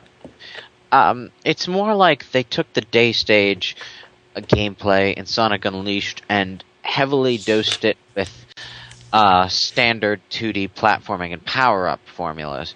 And it works. I do really enjoy the game. It's definitely a good mixture. It works very well for what it does. I like the power-ups and I love the level designs, but the problem with the game is not even getting to the fact that it's short. The control wasn't quite where it needed to be, and when you got down to it, the level designs were very Mario. There weren't many levels that really played like Sonic levels. And when they did, it was usually in the 3D sections where the game focused on speed. When you got back around to the 2D platforming, things got flatter and blockier. Am I making any sense here? Yeah. Oh, No, you are. I'm following it. I just have nothing to rebut because I'm pretty much in agreement with you. Excellent. I mean, it was like Sonic Colors was, and in my case, Sonic Colors was like the first Sonic game in a long time that just didn't have any glaring issues. You know, 06 speaks for itself. Unleash had the Warhog. Colors had the Colors was just a good game. It not like an outstanding game that you really want to gush about for hours on end, and it doesn't really have anything you can complain about either. So it's just it's a fun time, but there's not much to talk about when it comes to it. It was the first Sonic game in a long time that I say I loved as a whole. Yeah, it's like Unleashed. I said I can only like half of Unleashed. Yeah. And at least as far as aesthetic designs, music, and just kind of tone of the game, it's probably the most on tone any game has been since. I don't want to say Adventure 1 because that had its own weird things going on at points, but maybe even since the Genesis days, just Sonic and Tails go stop Eggman from doing mean things to animals. Aesthetically, it looks like a Sonic game. Music, it sounds like a Sonic game. It's a Sonic game. Yeah, I agree with that a lot. I mean, as much as I love Adventure 2's tone and story, it's a little bit too dark. And it's like Heroes is just... Heroes is Heroes. It's just, whenever I think of Sonic Colors, I mean, I go back and I bust through the challenge run every once in a while. And it's like, I like Sonic. Sonic Colors is definitely a good game, but it's not exactly what I want in a Sonic game, especially a 3D Sonic game. Mostly that 3D Sonic game, no doubt. Yeah, just like, the 3D's barely there, and, mostly due to nostalgia, I attach myself more to the 3D Sonic. So it's just like, whenever I go back to play Sonic Colors, I always feel like there's just something missing whenever I play it that just sort of keeps it from going above being simply good to being awesome. Yeah, definitely get what you're saying there. Alright. After that, we have Sonic Generations. Now, it's... Oh, wait. Sonic 4. Sonic 4 Episode 1? Oh, right. Sonic Rush without the boost button. Is it any wonder that I forgot Sonic 4 Episode 1? It's not particularly memorable, and therein lies the issue. It's not memorable. The controls are blech. The level designs are uninspired and unoriginal. I actually do quite like the level designs. They could be better, but I think that they would have been awesome if the game had been, designed as a proper classic style game with the physics intact and the controls intact and all of that. Well, I've just got to wonder, why did they decide not to go with a classic styled? Because Sonic needs to run on ceilings. God damn it! Haven't you been reading the interviews? Sonic needs to lay down on his back on the side of the wall. Man knows what he's talking about. But that's the thing. He could have run on ceilings with the classic physics anyway. He didn't often have to, but the physics are capable of doing it. Could he do it as idle animation upside down? In Sonic 06 he could. Well, actually, I think I might be able to answer my own question. It's like, Sonic had kind of a rough patch between Heroes and... I want to say Colors. Century. It's like between Heroes and Colors, it's like that's sort of when everybody seemed to hate Sonic, except for Rush. It's just like Rush was the only thing that anybody ever liked about Sonic until around the time Colors. So do you think they were trying to capture more Rush in Sonic 4? Because if they were, that was the wrong idea. I more take it as Dimps being lazy. Yeah, I think it is partly that. I'm more of them just using the name of the game to sell a lot of copies. Yes. Wasn't it originally supposed to be like something? It wasn't supposed to be titled something else at some point. Sonic Rush -1. Before Sonic gets the boost, but he still has the control. But I don't know. I have nothing to say about it. Well, it was a decent game for what it was, but it had some real issues that stood out when you considered what it was trying to call itself. So, yeah. It's just, to me, prologue or not, it's not an excuse to just blatantly rip off level themes from previous games and just attempt to give them a different flavor. Because, yeah, granted, Sonic 2 had Emerald Hill Zone, which was Green Hill Zone, only much brighter. It had its own like corkscrew gimmicks and stuff like that. But Sonic 4's case, Episode 1's case, was just... No, you ripped level themes right out from previous games, and you just gave them what you thought was a coat of fresh paint. But One in or reality, two extra gimmicks. yeah. But like Ted said, the game lacks its own identity. Mm-hmm. Sonic Generations, though. Sonic Generations. They finally got it right. Well, Right on the heels of Sonic 4 Episode 1, which is nostalgia gone bad, we have Sonic Generations, which is nostalgia done right. Oh, so very right. Yeah. Okay. Okay. I'm gonna play the bad guy for a second here. Is it the problem I had with Sonic Generations mostly? It's just that they played the nostalgia card 1 year earlier with Sonic 4. And part of me thought it's a little bit too early to be playing the same exact card again, only trying even less to hide it this time. I more blame Sonic 4 than Generations for that. Yeah, Yes. I mean, that's true. I mean, like, when it comes to as a game, I mean, yeah, Sonic Generations plays great, and it looks great, and it sounds great, and it is great, and I love it.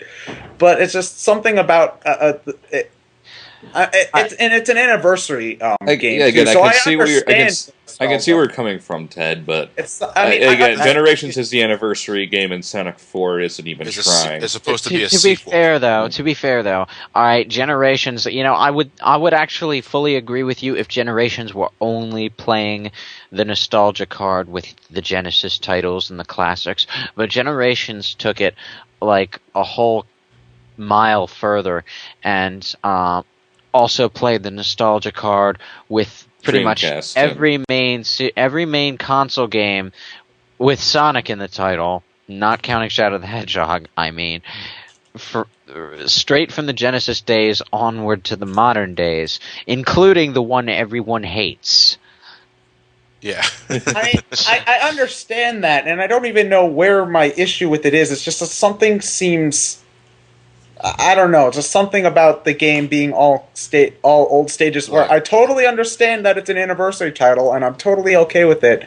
Something with me is just off and I can't explain that. So Well, to me it's two things. One, yeah, it's the anniversary title. I think it has perfect reasoning to reuse stages, and it's a good way to celebrate the 20th anniversary. And two, to me, this is pretty much the ultimate example of, okay, we finally got a winning formula. Let's move on from here so we can make 3 more good games and then try and bring back the Warhog for the 4th to see if anyone remembers him. We'll knock him out and we'll make a good 5th game. Because I got a feeling that this is a roller coaster. I got a feeling that we're going to reach the very peak of the popularity once again, and then something's going to happen and we're going to start diving right back down. Hopefully not to the extent of Sonic 06 or Shadow the Hedgehog, but they're obviously still experimenting at this point, and to me, I think they're closer than ever to getting a formula then that really, really works. Well, in terms of level design, the game definitely does the trick. Yes. So now do it again with brand new level themes. Exactly, yes. And the story that connects them all together. Well, better story, brand new level themes, and control that works when you're not boosting. I find Sonic controls pretty good when he's not boosting in this game. But it could still be better. It could still be better, I admit. It's just They could still tighten it up, yes. Adventure 1 and 2 still controls better. Yeah. Yeah. I think that they have the perfect formula here, because it's like, let's just say they bring back Tails and Knuckles. It's just like they bring back Tails and Knuckles, they put them into a Sonic Unleashed type thing. All they have to do is make it so that Sonic's the only one who can boost, and then you give Tails the ability to fly, and you give Knuckles the ability to glide and climb. And punch through walls by hitting them with his face. Yeah, and then everyone is happy. You've got the variety to make the game long enough, and then it's so simple, Sonic Team. Why does this elude you so? Because Sonic doesn't run on ceilings more enough. So, I'm sorry. Yeah, so that's basically everything to cover. Yeah, Did we miss anything? We're not doing an impressions video on episode 2 until we at least got a trailer. So yeah, we'll get to that. We're supposed to be getting gameplay footage sometime next week, so expect an impressions video sometime after that footage comes out. Yeah. But guys, we didn't talk about Sega Sonic Arcade. No. It's because none of us have played it. I have once. What the fuck? How? When? There was a very big arcade when my grandparents retired out to Vegas. There was one there when we went to go visit them, and they actually had a Sega Sonic Arcade machine there. Really? Was it playing in Japanese? Yes. How odd. Was it good? So how did you play it if you didn't know what anything was saying? Well, it was a trackball game, so I got that much. How much do you need to know? No, it's like I picked Mighty the Armadillo, and I got through a few levels before losing. Oh wait, we didn't talk about Knuckles Chaotix. Can we not talk about Knuckles Chaotix? Let's just please? Why am I paired with the fucking bee? Why am I connected to the bee, Jesus? Guys, we seriously have to get our shit together and run through this world. Yo, Mighty knows this shit, son. I've only played Knuckles Chaotix one time on a legitimate 32X. I can't remember where I was at when I played it, but I didn't find anything particularly enjoyable about it, except maybe a few pieces of music. But other than that, I'm trying to replace my cables for the 32X because I'm missing that fucking connector cable that goes to the 32X and the Genesis. Because I do have Knuckles Chaotix, the cartridge. Oh, but, you need the unnecessary cable, even though the 32X is on top of the Genesis. Yeah. Yes. Because I do want to give the game a shot again. I just lack in the equipment. I'm probably just going to have to buckle down and use an emulator. But, yeah. So that's everything. That's pretty much everything. I think we covered just about every... Oh, wait. Sonic Eraser. Guys, how do we forget about Sonic Eraser? What? No. How about Tails Adventure? No. Tails Sky Patrol? No. Sonic Drift 2? Triple No. Trouble. That Kinect Riders game? No. Let's just call it a night. Yeah. Yeah. Are you still recording? Right now I am. Dr. Robotnik's Mean Bean Machine. No! Poyo Pop. Alright, that's enough. Just stop now. Don't say anything more. Just stop. Shut We're up. done. Good night, everyone. Hey, I just noticed your hiccups are gone. Really? I didn't even notice. Wow.